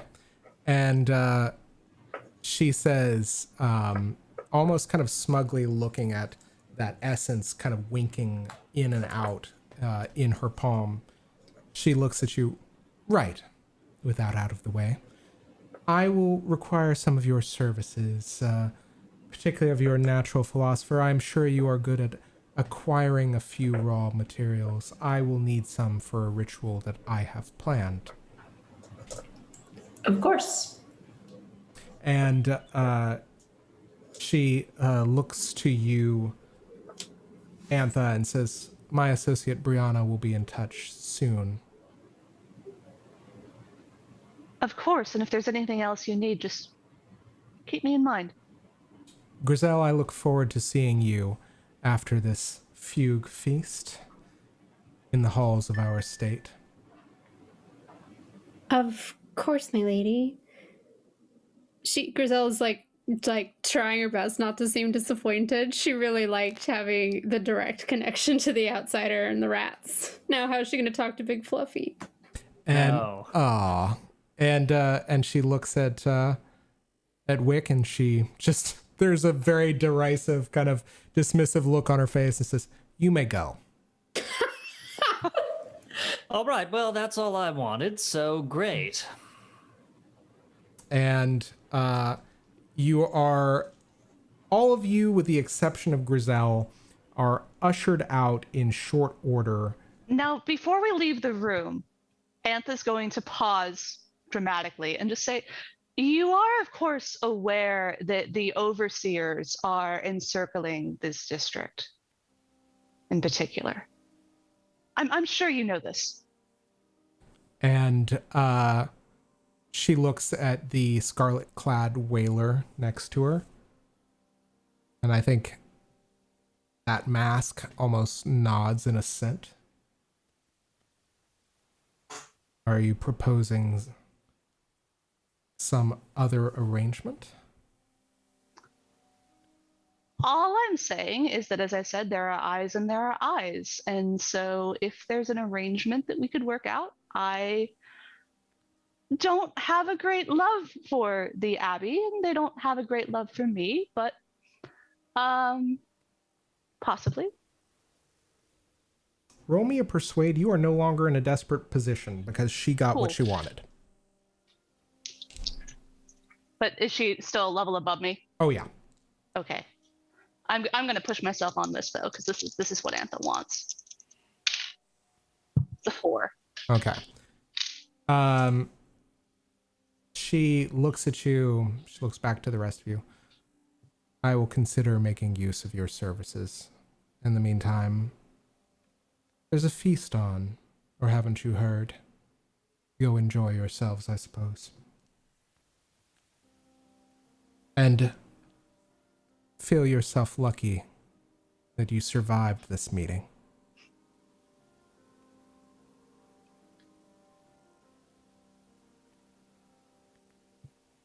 I mean, Wick's leaving. Yeah, so is Ripper. If that's not an invitation to GTFO, I do not know what is.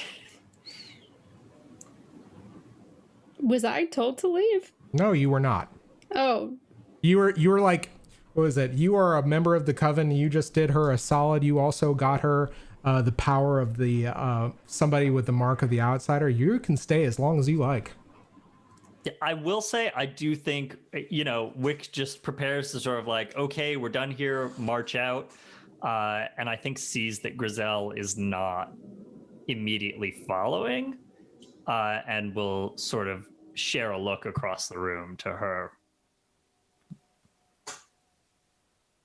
My lady, are you commanding me to stay or to leave with the rest of the crew? And she studies you a moment. This is your choice. Well, it's just that they can't really provide any bone charms or runes without my help.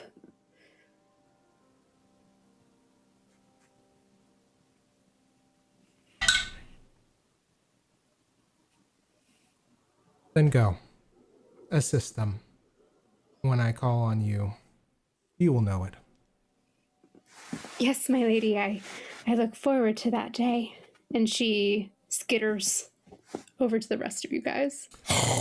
At which point, Yep. outsider She whistles. comes bounding after.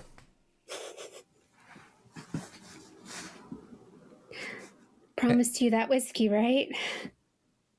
Yes. Yes, Yep. I haven't forgotten. You'll need to provide quite a lot of it. I should think. That was easily the worst party I've ever been to. And after, actually, I don't want to interrupt this if anybody wants to say a little bit of a coda. Ripper is just focused on getting back to the boat at this point. Excellent. As you make your way back to the dock, hold on. Yeah, you see that the dock appears empty. There's no boat kind of waiting. And then suddenly the light, as if from a lantern, a gaslight lantern, begins kind of growing closer and closer after, like as if being relit from a short distance away, and comes up. At which point, Dr. Kilroy and Dediel Hosier are looking out at you from the deck. At which point he says, "Look, I have no idea what happened, but I just felt like a shiver run up my spine, the entirety of my spine for the past hour. Can we leave?" Oh, yeah. Normally, I'd be rather sore at you for leaving us here and taking the boat, but circumstances, well, you're lucky to be alive. Why when you say that, I know that it's true. It's very It's true. definitely true. We're going now. Okay. Let me change our music a little bit. As much as I would like to play All for One, I don't think that that's going to go over very well with Twitch. So let's find something a little bit. Do you think Big Fluffy will still like me even though we can't have our conversations anymore? Grissell, I'm sure every rat in the city will be as enthusiastic as possible to climb all over you. That's the nicest thing you've ever said to me. I know. Oh God, no, that's too modern. Sorry. Yeah. It is the fugue feast. True. It's just EDM all the time. Yeah, so I will tell you this is as you guys, actually that is a good point. But nevertheless, as you guys make your way back to the boat, and as you make your way back down Wrenhaven River, going through the same side canals and routes that led you to the Moochhaven district to begin with, you are still kind of seeing almost this, it is almost like a party that has gone on too long. Where before, earlier in the evening, you had seen revelers of all stripes in all manner of masks coming out of their kind of hidey holes to celebrate the fugue feast. Now you see many of these same revelers are kind of in various states of inebriation, passed out in the middle of streets. And there you see, just kind of swarming among them, rats. Off in the distance, you hear the cries of weepers. And furthermore, you also know for a fact that there are darker forces at work popping through the alleys of the city as you kind of make your way back to the distillery district. So, how I want to leave this is a little bit something different from how I've done every other kind of flight. I am going to have our epilogues, a flash forward, if you will. I would like each of you to describe for me where you are, what your character is doing, the day that you find out the Empress has died. Doc? Ever since the events at Brigmore Manor, Ripper has been questioning what the fuck she's doing with her life. It provided a reality check that somehow she had missed out on throughout all her other ridiculous efforts. And very soon after, she started asking Dr. Kilroy more about Morley, and she started looking into the blockades in a different way, not with the intent to leave and return, but just to get out. And so I think on the day that the news comes that the Empress has been assassinated, she is in the process of getting herself and Dr. Kilroy out of Crystal. Excellent. Whether that's successful or not, I do not know. Maybe we'll find out. Grissell, where are you when you discover the Empress has died? I think she's in the workshop, doing her thing, getting some more charms together when Big Fluffy comes running in with a little note in his mouth and drops it off and then just sort of disappears again. And she opens it, and the expression on her face is slightly unreadable. She takes a key out of a small little belt loop and opens a drawer and shifts a compartment and pulls out a couple of satchels of pigmentation and ties them up and attaches them onto the belt loop and says very calmly to whoever is still in our workshop or in the storefront that she's gonna be gone for a few days. It should be really exciting, actually. She does intend to be back when things are different. Excellent. Antha, where are you when it is announced that the Empress has died? So I think Antha is, she might have actually heard about it with Grissell. I think she's probably working in the shop. Maybe she read about it in the morning paper. And Antha does her best to go about her day, but I know that later that night, she's kind of up on the roof staring across the city, and she's also had a bit of an existential crisis in the time since that visit to Brigmore Manor for different reasons, and I know that she's kind of fallen off on her faith practice. But I think that night what she does is, we've established that when she wants to see her visions, she has a set of prayer beads, 49 prayer beads that she uses to kind of focus on. And I think she tosses them over the side of the roof into the gutter below. And then she goes and smokes one of her cigarettes and goes to see what she can see. Make me an attune roll. Ooh, wasn't even planning on doing this. Okay. And you may push yourself, or you may take an outsider's bargain to introduce a wrinkle into Antha's epilogue. Oh, I'm going to do an outsider's bargain. Just that sounds like so much fun. Okay. Yeah, I don't know what that means. So I will tell you this. With Antha's outsider's bargain, you teach everything you know about the Oraculum to Brianna Ashworth. Yeah, take it. Okay. Add a die. Add a die. Okay. It's a 4. Okay.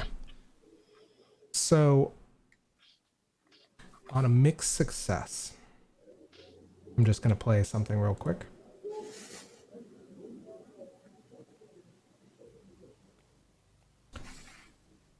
On a 4, your eyes open to the void, stretching your sight, encompassing decades and centuries of time. You see a young man strapped to a slab in a perpetual throes of death.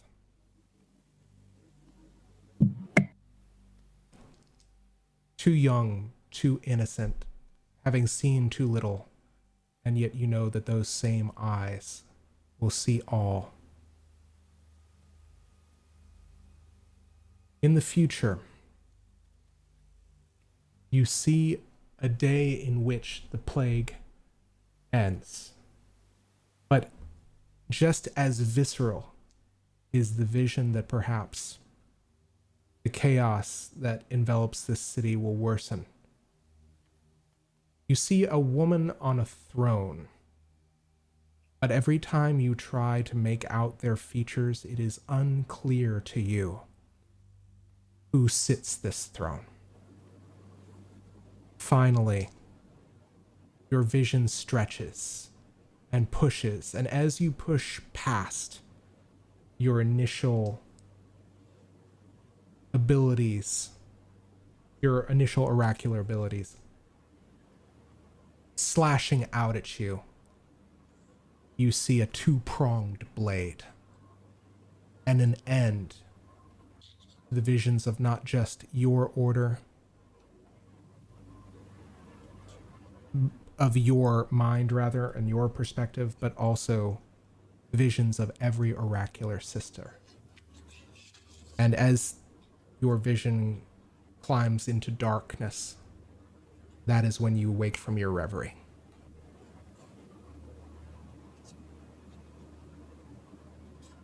Wick, where are you when the Empress dies? So I'm assuming in fairly short order, information starts going out over the city's public address system.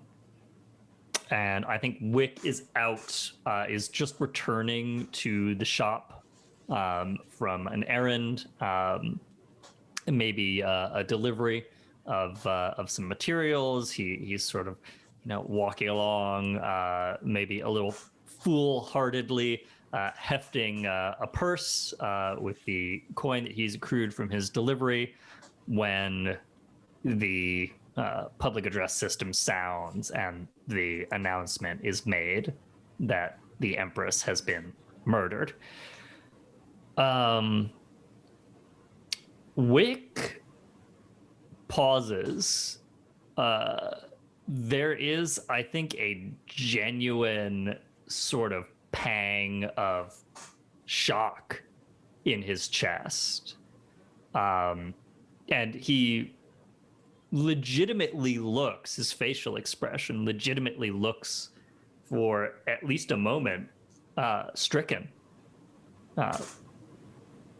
And then he looks down and to the side into an alley near the shop, and we can see the rats scuttling back and forth across the alleyway. And he sort of narrows his eyes at one of the rats and putting the purse into his coat, just sort of thoughtfully strokes the back of his hand where the mark used to be, and then walks off. For the rest of your days in Dunwall, though you may not hear their thoughts or whispers or speech, no rat ever tries to assault or attack you. No rat tries to make of you a meal. It is as if they know better. All of you will have many adventures to come as hawkers, to varying degrees of success. Whether all of you survive your career is a question for another adventure. But you will also never know just how close you may have come to changing an empire. And that is where we're going to end Back Alley Charmers, a Dishonored flight. Guys, thanks so much for joining us. I'm so grateful that we all got to play. Thanks for letting me keep you a little bit while longer. Guys, I have been Zach, otherwise known as Great Zamino, for your GM, so thanks so much for tuning in. Guys, we are running up against time for another Friends stream on the channel. So I'm just going to do shout outs and plugs real quick, go around the table. Caitlin, if you want to go ahead and start us off. Yep, my quick one is if you didn't get enough pandemic feelings from this flight and you really want to read a story about terrifying uses of PPE, my book, The Luminous Dead, is out. It's been out for 2 years. You will get really claustrophobic and really want to give someone a hug. Check it out. Absolutely. Marcy. So I very quickly want to give a reminder that we flights of Fandom will be dark for the rest of the month, but we will be back in May at our regular time. We're back to Tuesdays at 8 p.m. Eastern time. Just very happy to be back on that time. And we will be kicking the spring off with a bang as we do a full month Mass Effect flight. So be sure to tune in. I'll be in it. Zach will be in it. David will be in it. We will be in it. It'll be great. And Hopper will be DMing, and it is gonna be mass chaos, and it'll be super fun. So please, shit, we should have made that the title. it'll be mass chaos. We'll have to deal with a demolition squad. And it's going to be a good time, so please tune in May. The very first Tuesday in May, we will be back. And I'm very excited to also debut the rest of our summer schedule when that comes out. Excellent. Morgan, any shout outs or plugs this week? No shout outs, no plugs. This was an awesome time, and I'm just happy to be here. Happy you all tuned in. Thanks so much. I was so glad to have all of you. And finally, David, shout outs or plugs? Yeah, big shout out to everybody viewing at home. Thanks for joining us for this. Big shout out to the rest of the crew here. Everybody was awesome. This was great. Love playing with you. And big shout out to Zach for being our GM for this one. Thank you so much. Thank you. And otherwise, I have been David. You can check out the games that I design over at dbb-8.itch.io.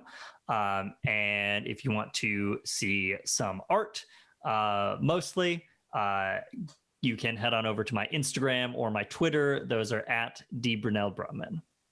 Awesome. And for my own part, guys, tune in tomorrow where I will be GMing The Hole in the World, our Invisible Sun stream. We are going into kind of like the real meaty part of Operation Lao, so that's going to be a lot of fun for some surreal wartime drama. But otherwise, guys, you should check out all of the really great stuff we got on the channel. We've been uploading a lot of series recently. If you are into comedy, you can check out our What We Do in the Shadows flight, which just debuted its first 2 episodes. We have, I believe, coming up soon, the Night at the Museum arc of